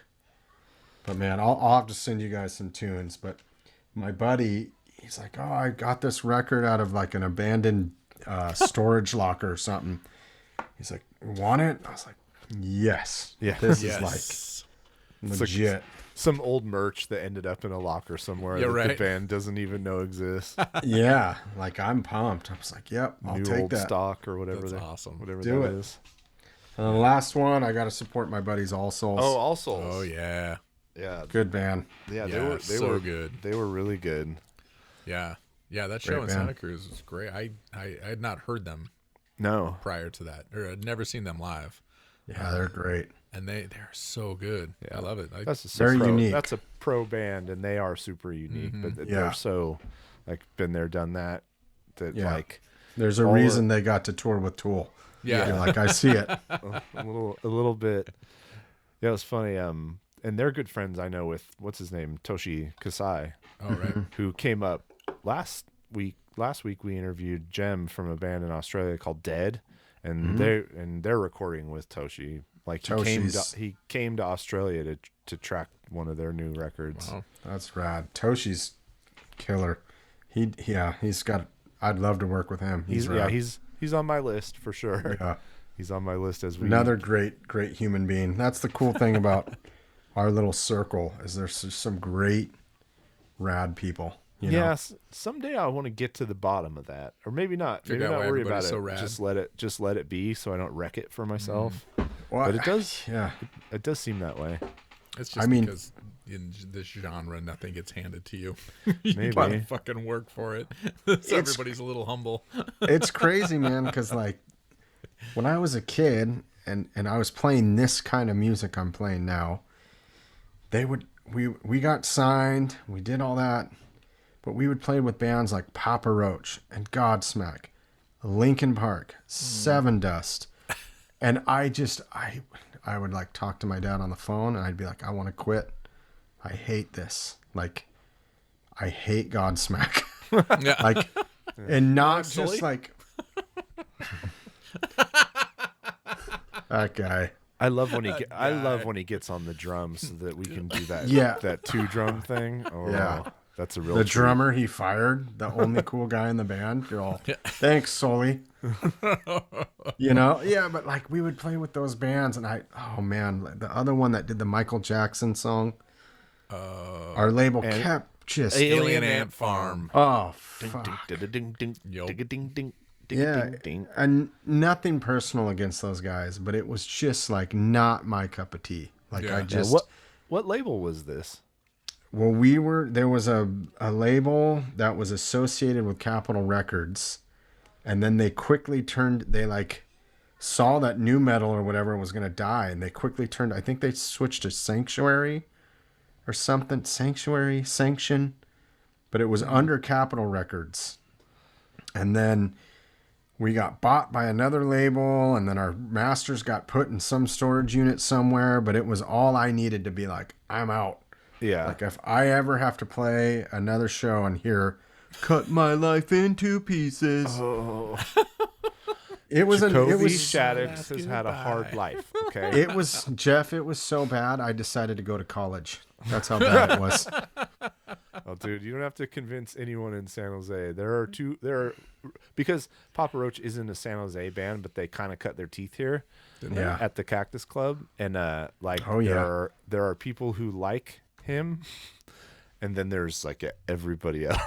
And then there's everybody else. And then people, their old manager is pretty vocal. I think he might still manage them, but like I posted one day, he got mad at me because I posted on Facebook. Did you ever watch Silicon Valley? Mm-mm. It's a great TV show, and there's a character in it who's basically an analog for that like Dan Bilzerian, that like Vegas influencer, billionaire gambler type. Yeah, and he comes to bankroll the company after traditional financing falls apart, and he pulls up in like an orange Lamborghini or some shit like that. And I posted, what is the ideal song to be coming out of this car when the door opens up? and one of the three choices was "Last Resort" by Papa Roach. And I'm friends with the manager on Facebook. He's like, "Hey." Because I said something like, the douchiest song on earth that would be likely be coming from the speakers of this car. For sure. And I got an earful about that. That's a great. Oh, I can hear Bowie. Bowie's having a rough moment right now. Sorry about that. That's parenting. That's parenting. Yeah. Going, but somebody's having a rough moment. Well, anyway, I wonder if somebody's going to handle that. Then 5 minutes from now, I wonder if that somebody is me. Yeah. Oh, shit, I forgot the kids were home. Yeah. Hold on, guys. No, we got this covered. I put this on our joint calendar. Okay? Oh, good. Yes. Good. The joint, it has to go on my family calendar, This is a work meeting, hon. Yeah. Exactly. That's what I always tell my wife about music-related stuff. This is a work meeting. Exactly. I might almost finally make some money. Yeah. Yeah. Well, I picked the two careers with no money: education and music. Education and music. Hey, at least my hobby has an outside chance of breaking even. You know what I mean? You pick up a hobby, you've pick up your speedboat hobby. Yeah, you've gotten really good at Pogs. I will say you're really good. No, you're right though, Jeff. Seriously, like at least it's not a yacht or cars, a gambling problem. Yeah. A gambling problem. And I mean, I don't even drink anymore. Clearly. It's a squirt.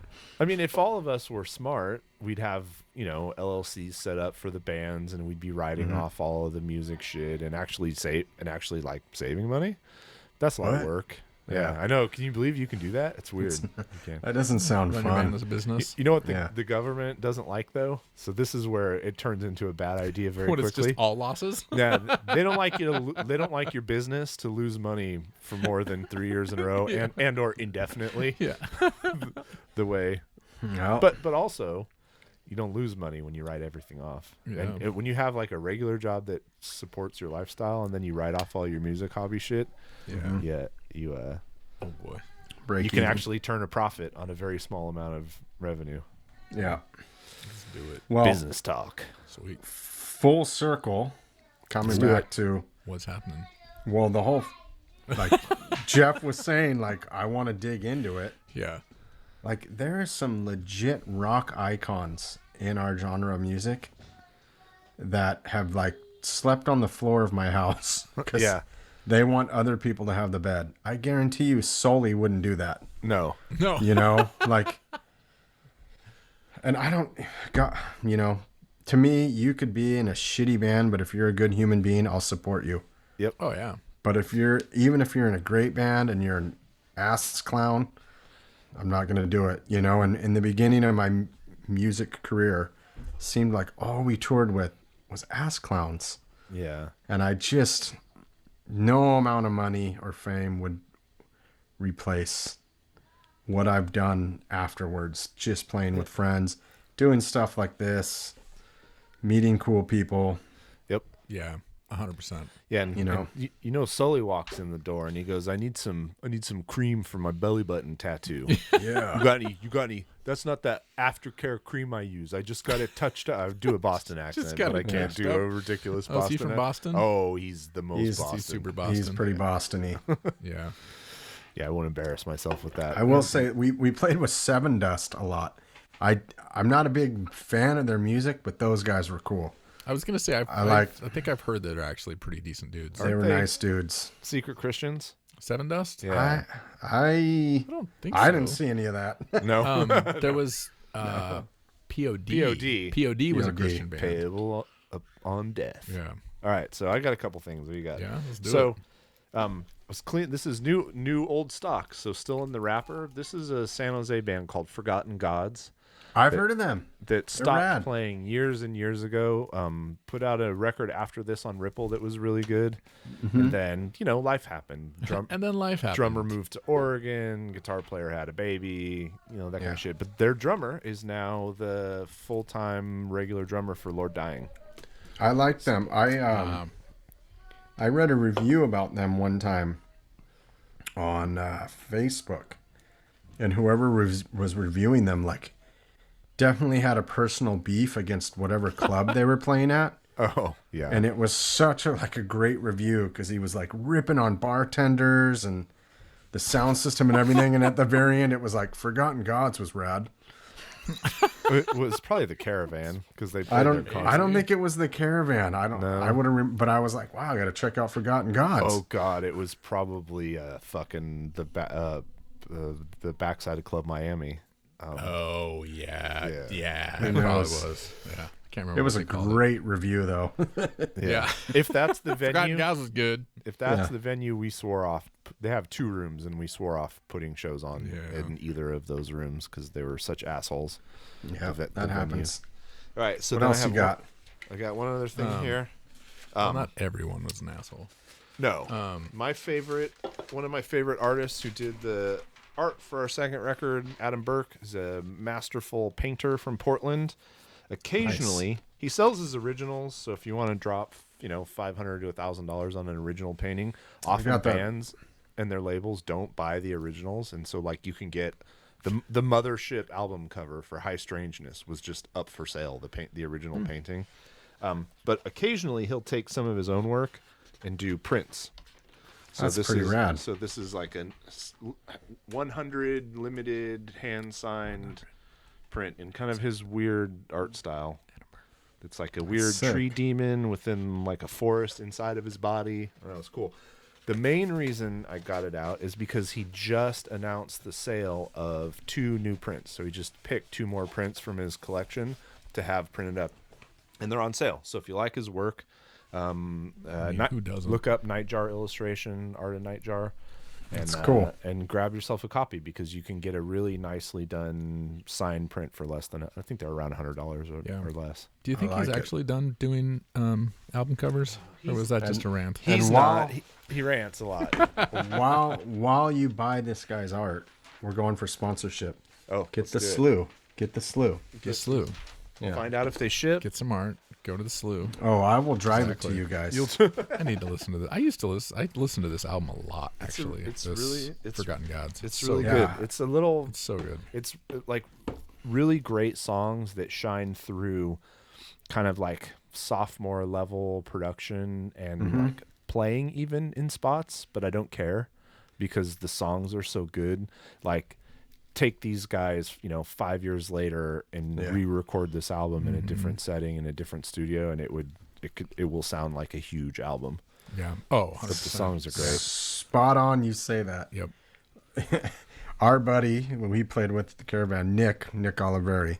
Yeah. He has this line where he goes, "Those guys were behind ahead of their time." And everyone looks at him. They're like, "What? Behind ahead of your time?" But as a musician, you're like, "You're right." Yeah. They didn't quite hit the niche, but they didn't quite wait long enough for the other niche they could have hit. A band like Handsome. Do you remember Handsome? No, 100%. from the 90s. I know Handsome. Jeremy, actually. The singer. Yeah. They were like right in that in between. Yeah, exactly. They could have fit back. They could have fit ahead. Yep. Sugar Tooth was another right band. there along with like Quicksand and Helmet. And then Handsome came along that kind of filled like that. Yeah, they were so good. They were great. Guys. Yeah. But yeah, I think they only had one album and they kind of disappeared out and disappeared. What happens? They probably had to tour with Alien Ant Farm. Yeah. God. Actually. Fuck this shit. Yep. Oh, man. Armand from Sick of It All, what did he tell a story about going on tour with Korn? Oh, yeah. And he was just like, they would play and everybody's in their buses or their trailers and then like they would just disappear and no one even spoke to them. It was just like, like you didn't exist. Yeah, that stuff, I don't know, man. It just doesn't, I don't get it. Yeah. It's like it takes so much luck to make it in music. Mm-hmm.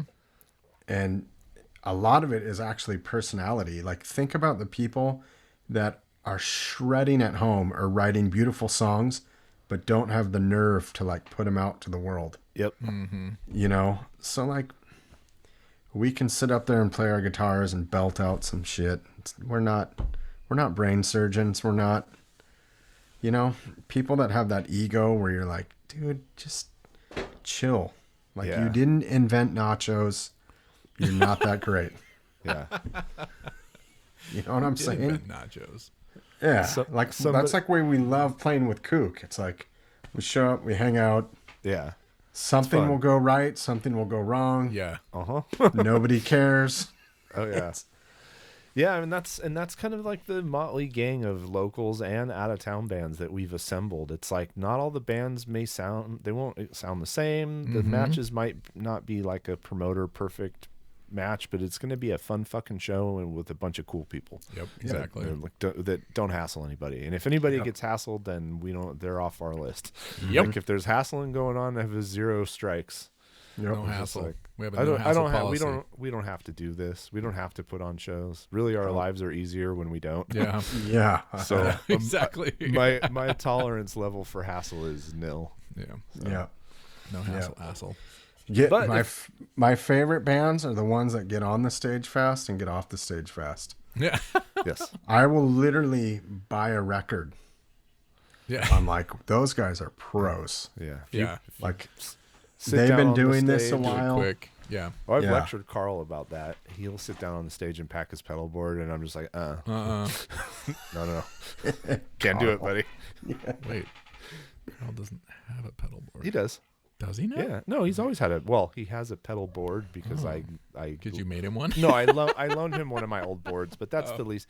He doesn't use a lot of effects that require power. Yeah. He still has pedal. He has a switch for his amp that's the channel switch. Right. He has a wah-wah and he has a rotovibe. Those are pedals, but they're not traditional effects because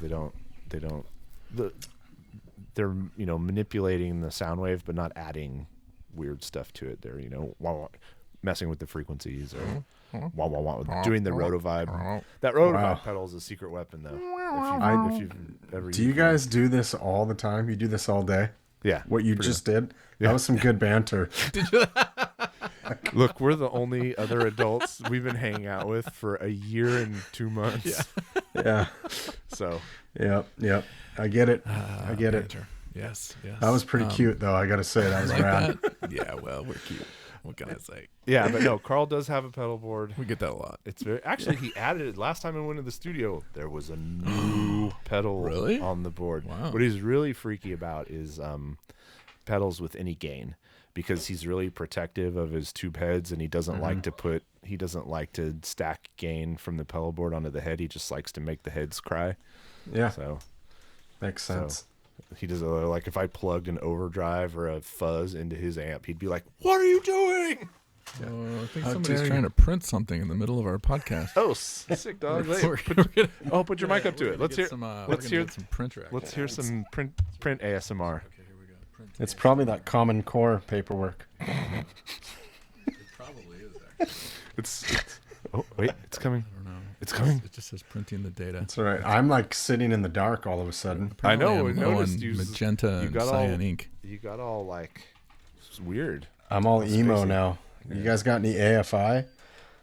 Oh, there we go. We're in the cassette, baby. I don't have any AFI stories. Good. That's another band I don't have can't any AFI stand. stories, but I used to like AFI. Did you really? Yeah, back in like Black Cells in the Sunset. I First, think that was first time maybe I saw their early stuff too. They're like when yeah. they were still punk. The first time I saw AFI was at the Vets Hall, downtown Santa Cruz, and the main dude had puka shells on and like bleach blonde hair. Davey, and then I was Davey like, oh man, I don't really like these guys. Yeah. But it's cool. Like I'm here to see Youth Brigade or DI or Hey, Guy Fieri. Yeah, that's funny. Yeah, but then the next time I saw him, he was all sad and like wearing emo stage. really dark. But I was like confused because I'm like, dude, why are you sad? I know for a fact you're selling shit at Hot Topic, which means you're making money. Like, why are you sad now? You just need to strap the puka shells back on, and you'll be all sunshine again. Strap it up. One of the last bands I was in, we practiced up in Redwood City where they practiced, and they had the entire like penthouse floor of the building, and we would steal our singer and guitar player managed the practice room, so we would go and steal shit from their room all the time. That's awesome. Oh damn, I don't have a fucking TRS cable. Go up to AFI. Grab it from AFI. They'll have one. Or you just pillage their shit and then put it back. Usually, they definitely. I mean, they are definitely one of those bands though that did start off as some rinky-dink little band up in Oakland and and then got huge, like just a shitty little punk band. Do you have any merches? I do, but we can skip it. I know we're going long. Okay. We want to listen to the last two songs? I think we should listen to some more music. I think Marc already told us who his favorite Santa Cruz band is, but we can talk about that anyways afterwards. We'll talk about it. All right. Okay. Are we doing Swamp Coffin now? Next we have Lophius, actually. Or Lophius. Lophius? I like Lophius better. You like Lophius? It sounds chewier. Yeah, it does. Lophius. Lophius Prime. Who knows? It's probably not Lophius, but Lophius. Morpheus. Lophius. Maybe it's Lophius. Huh. They have an interesting aesthetic.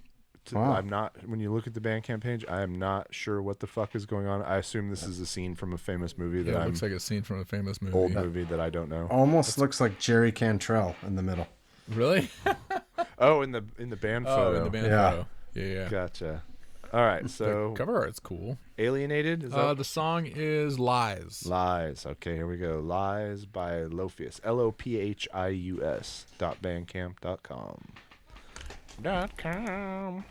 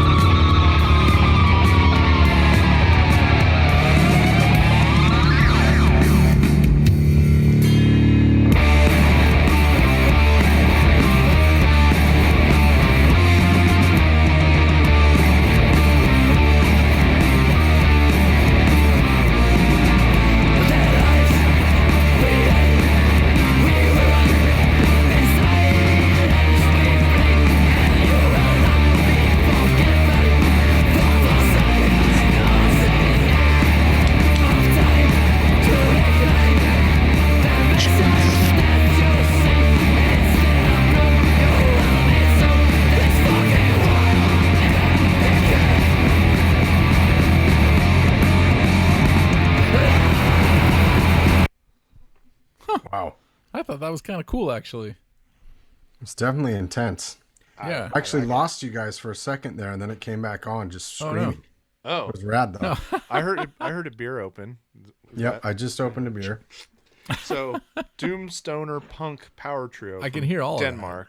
of that. That accurately describes what I heard. From hardcore-inspired passages with screams and growls to more bluesy and psychedelic riffs and cleanly sung vocals. And my favorite part of this, the lyrics reflect the dark mood of the music with a look into the psychology of both the people and the system of our flawed and doomed existence. I want to know. That's like, positive. click on the band photo. Yes. Because I want to know what that guy in the middle does. Oh, Jesus. Whoa. That is not Jerry Cantrell. I take it back. No, that's not Jerry Cantrell. He's a college professor. He looks like a college professor. Yeah, he teaches some kind of biology. That's amazing. Who's this band is like it to me. It looks like you got the guy that was raised on thrash metal, maybe black metal. And then you've got like the guy in the middle that is definitely a college professor. who was like really into doing LSD experiments in the 70s. Yeah. Listen to a lot. He listens to a lot of like indie bands. The guy on the right's from Portland, guy right? on the right. Yeah, He's from Portland. Yeah, guy on the right's hardcore sludge. Yeah. Middle guy has every Blue Cheer first pressing. Yeah. He's like, we're gonna bring psychedelia back. Yes. Spot I can see on. that.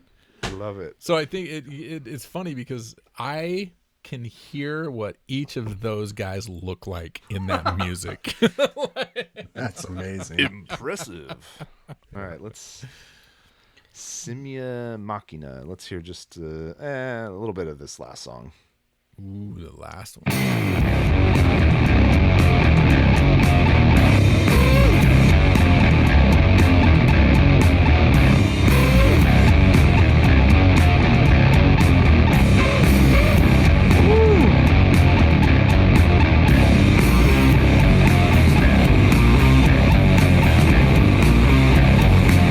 Love that chirping guitar. What is that coming from? That was cool. It's just too much drive going on in the guitar and fuzz and Is that what it is? stacked gain that it's just if you're not holding your palms on the strings, it's going and just like squelching and shit.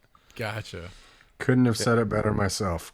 Yeah, right. When you play high gain amps cranked up high, you're playing, but you're also kind of like wrestling with a monster who's actively trying to fight you, Trying to keep the guitar from playing itself while you play. Yeah, and Constantly taming the beast. it's what it. I mean, it's a certain play style. If you see a guy who's got like a solid state amp and a giant pedal board with 100 pedals, he's not going to have that problem. But it's just the guy who's got like one stack. Like it's Carl.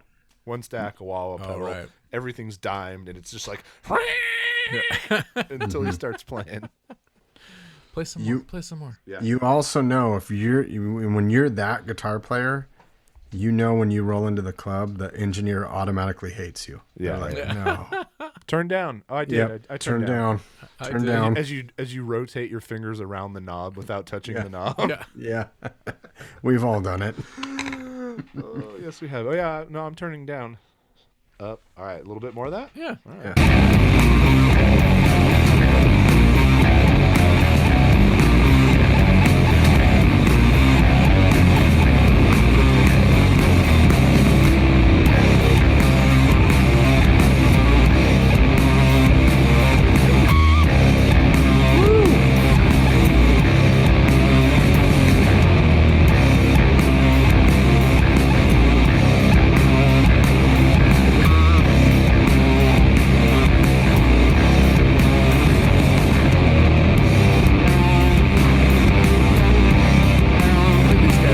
To see at a little venue, just a Yeah. dirty for little sure. venue, cranked up loud. They should go on tour with the Crooked Whispers. Yeah. It'd be fun. Oh, I dig it. It's cool sound, cool it's tones. cool. I like it. Yeah, you could hear in the guitar when it, like, just at the end there, when it went into a little bit of a solo thing, how much fuzz, when he just plays a single note, how much fuzz his signal is drenched in. Drenched. In fuzz. I'm excited since the last time I played with Carl, he got a new amp. He's part of the Varellen gang with me now. Ooh. Is he smoking some meat? No, he didn't get a meat smoke. No? He got one of the guitar amps. And he's like absolutely in love with it. Nice. So Nice. Can't wait to hear it. Well, we'll have to have Ben on so that you can tell him. I reached out to him. Ben Verellen, you have not returned my call yet. You've not returned our call. Nobody from your band has. No. You better get on it, Ben, man. They're filling up fast. I mean, I love Ben. Honestly, as a first interview of a Helms Lee member, I would much rather talk to Hazoji because she's super interesting. Not that I reached out to her and never heard anything back. Oh, So no. fucking strike two. Strike two. Come on. But we shared a shot in a bar in Austin a year and a half ago after you guys played with Earth. That should matter. Oh, do I voice my opinion about Earth or do I just keep my mouth shut? I would probably keep your mouth shut. What do you think? If you don't have anything nice to say, Exactly. don't say anything at all. What you can say is what we Translation, do on this show text it to JD and I later. Yeah. Yeah, Earth. Not for me. Not for me. Great. Now everyone's going to cancel you because you don't like Mother Earth. Damn it. Not Mother Earth. Oh, okay. Dylan Carson's Earth. All right. We got Jeff one more? Wilson Recycles. We got one more. We're going with a swamp coffin. I want to know what a swamp coffin sounds like. I love all of it. It's gonna be more of that Tom Waitsy, like weird. It's either gonna be that rootsy. or it's gonna be sort of like sludge bordering on hardcore. There's something about the hardcore scene where they love all these like Old-timey. newsy looking Yeah. looking All right. things. Well, here we spoiled it. Oh, nihilistic sludge metal. There we go. From Nihilistic Rotterdam, England. Rotterdam. Sludge metal. I like sludge metal. You guys couldn't gear up some like sweet ass funk for me? Like you're making me angry. We grabbed submissions. That's why we do the band. That's why we did the Bandcamp. Yeah, that's why we did the Bandcamp one. When you got some Scotch That Rolex. one was good. Yeah, some Scotch Rolex. That one was really good. DJ Scotch Egg. Yep. What? God, where can I get a Scotch egg for dinner? Actually, sounds kind of good. I get home. I'm like, honey, I gotta make a Scotch egg. I can't explain it. Just gotta do it. Just go with it. Scotch eggs. She's gonna be like, I All don't want day. you hanging out with that Marc guy anymore. Yeah. He's a bad influence. You're gonna deep fry at 9:00 at night. Yeah, I fucking am. Hell yeah. No. So you're gonna soak an egg in Scotch? Yeah, that's probably closer to what I am. Yeah.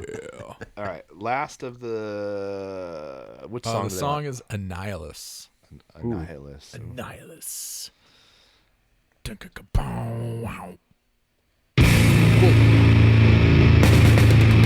Hello, Sludge.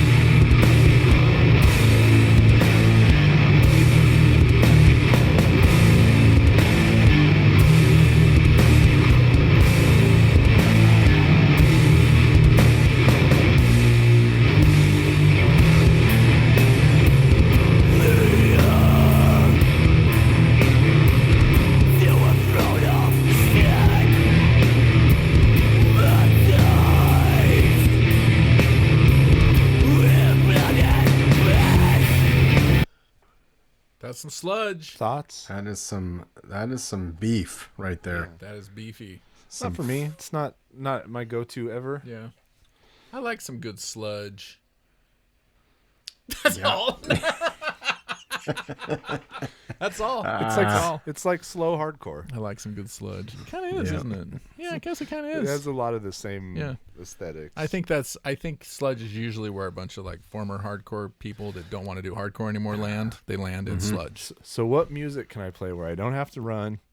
I don't have to jump. And I can play a bunch slower. Exactly. Because I can't play. It still fast has to be anymore. really heavy, and I still want to scream. And you gotta be really, sludge, dude, really sludge. loud. Sludge. You can stop doing your sweet air kicks and your like jump. Yeah, the patented hardcore jump with your legs behind your back and your all that guitar over your head. work that all that crazy guitar work those crazy. hardcore guys do. They're short straps like they're jazz players or something. Come on. Come on, guys. I want to know the story behind the album title. Yeah. Flat cap bastard features.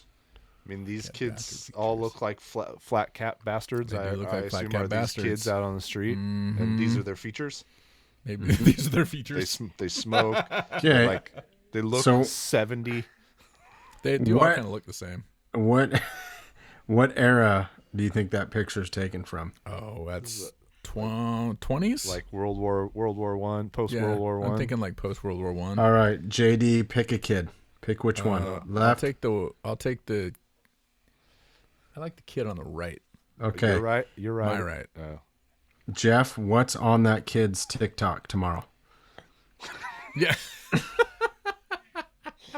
This is where we're at in the show. What is that kid?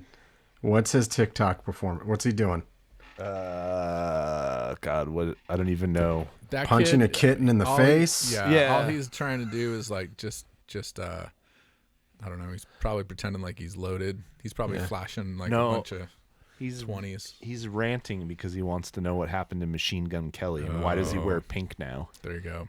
You call me a wise guy? Yeah. Seriously, man, I'd hand them all of my money if I walked past them, and they like made me flinch, or like probably what they do is flick a cigarette. Hey at you. Hey you, get over here.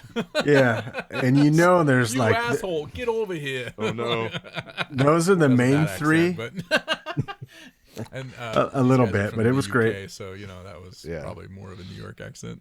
But these are the main three, but I guarantee you there's like 50 more behind them. Oh yeah. They're all working for some guy. So when the creators of Peaky Blinders decide to do like a modern day updated Peaky Blinders 2020, these guys can make the soundtrack for it. It'll be perfect. Yeah. It'll be perfect. Oh yeah, completely. What's a flat cap bastard in 2021? He's a kid like in a tank top sitting on a skateboard in front of 7-Eleven. I don't know, man. Or is it like with the hard ass look? Any more? I think it's actually the dude in front of 7-Eleven with old cargo shorts and a torn up Strike Force t-shirt. That's like, can I bum a cigarette? Yeah, my UFC career didn't take off. Not even in Strike Force anymore. He's not no Bellator for me. Yeah. I'm on the regional circuit. I fight in a lot of Indian. I can see that. I think. Yeah. Just I wonder addicted to how horse many, tranquilizers. I wonder how many former like MMA fighters are now like tough guys for local drug runners or something. Yeah. Yeah, I mean, there's some element. There's always been some kind of, because fighting involves betting, and there's always like that element to it. That's completely. And illegal drugs, and they're already used to hiding steroids and shit. So what's see that business? Mm-hmm. So but then the band members themselves just look like anyone at any festival I have ever put on. What? They also I can't see. They probably just emerged from like a 3-day long D&D tournament. Possible. Let me see these guys. I can't even. You've gone dark, Mark. We lost you, I think. I'm here. Okay. I'm here.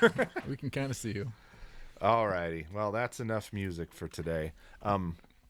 So last question. All-time favorite Santa Cruz band?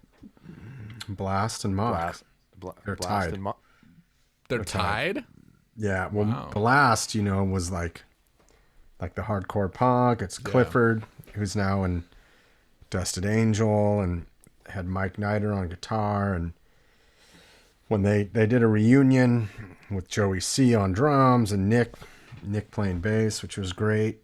But the original drummer, Bill Torgeson, I just talked to the other day. He's like one of my musical idols.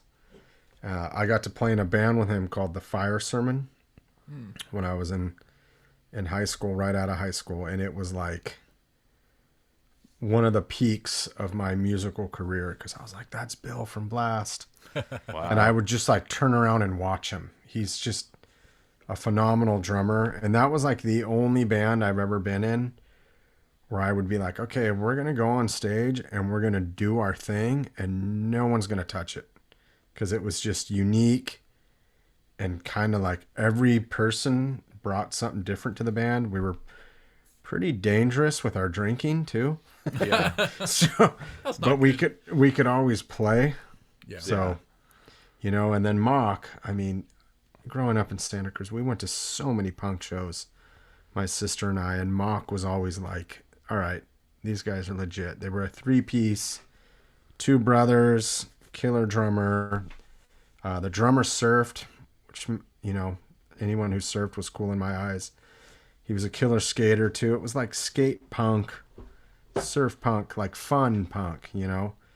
So like Marc was what you listened to and you're like, I could play that. And then Blast was what you listened to and you're like, I could get to that level. I could get to there. I would like to be that someday. Yeah. Well, there you go. Sometimes people don't have a straightforward or easy answer, but you, my friend. Yes. That was easy. It was easy. It was very easy. Nice. For sure. All right, man. Well, it was. This has been fun. I'm glad we finally got you on. I know. Good talking to you, and we'll probably see you in person. Maybe not too far down the road. Hopefully not too far. I feel like as things open up. Let's go get our vaccinated asses some beers. Yeah, yeah. Sounds fine to me. You guys, if you guys come down here, I won't make you go surf. We'll go drink beer instead. Oh God, that's good because that would be embarrassing. No, it'd be bad. Yeah, it'd be real bad. Drowned submission. Yeah, exactly. Just me in a wetsuit is bad. Yeah. Well, that's a visual I wasn't looking forward to. There you go. Now you brought it up. Yeah. Unsee that shit. Oh, I walked right into that one. So you got like a lot of punches in throughout, but I got that knockout blow. The knockout blow hurt. Was self-deprecating. I'm gonna wake up in the middle of the night screaming. Take that. Yeah, my soft ass in a wetsuit. Oh, the rear view might be worse than the front. Wow. Oh, yes. You flat cap bastard. Yeah, that's me. You flat cap bastard. Awesome. All right, man. Well, good luck on the album release. It was good talking to you, and thank you. Likewise. To see you in person. Right on. Mark Lewis, everybody. Wait, oh yeah, everybody. Bandcamp, right? Bandcamp. Doors to Nowhere.bandcamp.com. You can buy the record. Yeah. Listen to it. Yeah. There you go. And keep an eye out for them vinyls coming later, because I know Desert's always doing vinyl releases. Cassette. And we're gonna play with you guys again. Yes. I'm looking forward to playing. Me too. I'm gonna start playing out with my MIDI. Oh, dude, you could be the open every show. I'll just open every show. Fuck JD, what? JD, what? Are you gonna turn into what's that guy that does the looping sets on stream? Marc Rebele. Marc Rebele or whatever. Rebele. What a great name! Awesome. Starts off in a kimono and and then ends up in his tidy whities, he's just like dancing in a hotel room, looping crazy beats. I totally should. Yeah, sounds like my Friday nights. Yeah. Won't be rad as when we're all opening for JD. Yeah. I won't forget you, little people. Don't you worry. He's headlining Coachella. That's kind of fucked. He's just like on the bus, not even talking to us. Yeah. JD, it's me. It's me. I'm gonna bring you guys along with our kids band. Remember? I just need money for my Christmas presents for my kids. My kids need to eat. My baby needs diapers. I just want a burrito. Just a burrito. Yeah. It's not very much money for just one burrito. No. All right, Mark. All right, guys. Catch you soon. Awesome. I hope. Yes. All right. Later. Yes. Later. See ya. Dun, dun, dun. I've been fighting the pee off for like the last hour. All right, let's wrap it up. It's like that to the point where it hurts. Like, subscribe to the podcast. Tell your friends. If your friends are in bands, submit music. Maybe this is just how we should end every episode. Every episode. I'm going to the bathroom. JD's got to pee and I'm out of thoughts. That was. Dude, tell everybody. Send your music. Send your music in blynd@gmail.com. BLYND sub@gmail.com. We can always use more music. And with that, it's pee time. With that, we out. After this episode of A Blynd Submyshynz. Now we out. Thanks for joining us for another week of Blynd Submyshynz. See episode description for links to all artists discussed in this episode, and visit their sites to support them directly by buying music and merch. Share links to the podcast or YouTube videos with your friends, especially if they're in bands. Bands, if you want us to listen to your music on a future episode, please submit one song to blyndsub@gmail.com. That is blyndsub, BLYNDSUB @gmail.com. Bandcamp links preferred, but not required. Find us on social media at Blynd Submyshynz. Full video episodes are available on our YouTube. Remember, we go in blind so you don't have to. Blynd Submyshynz.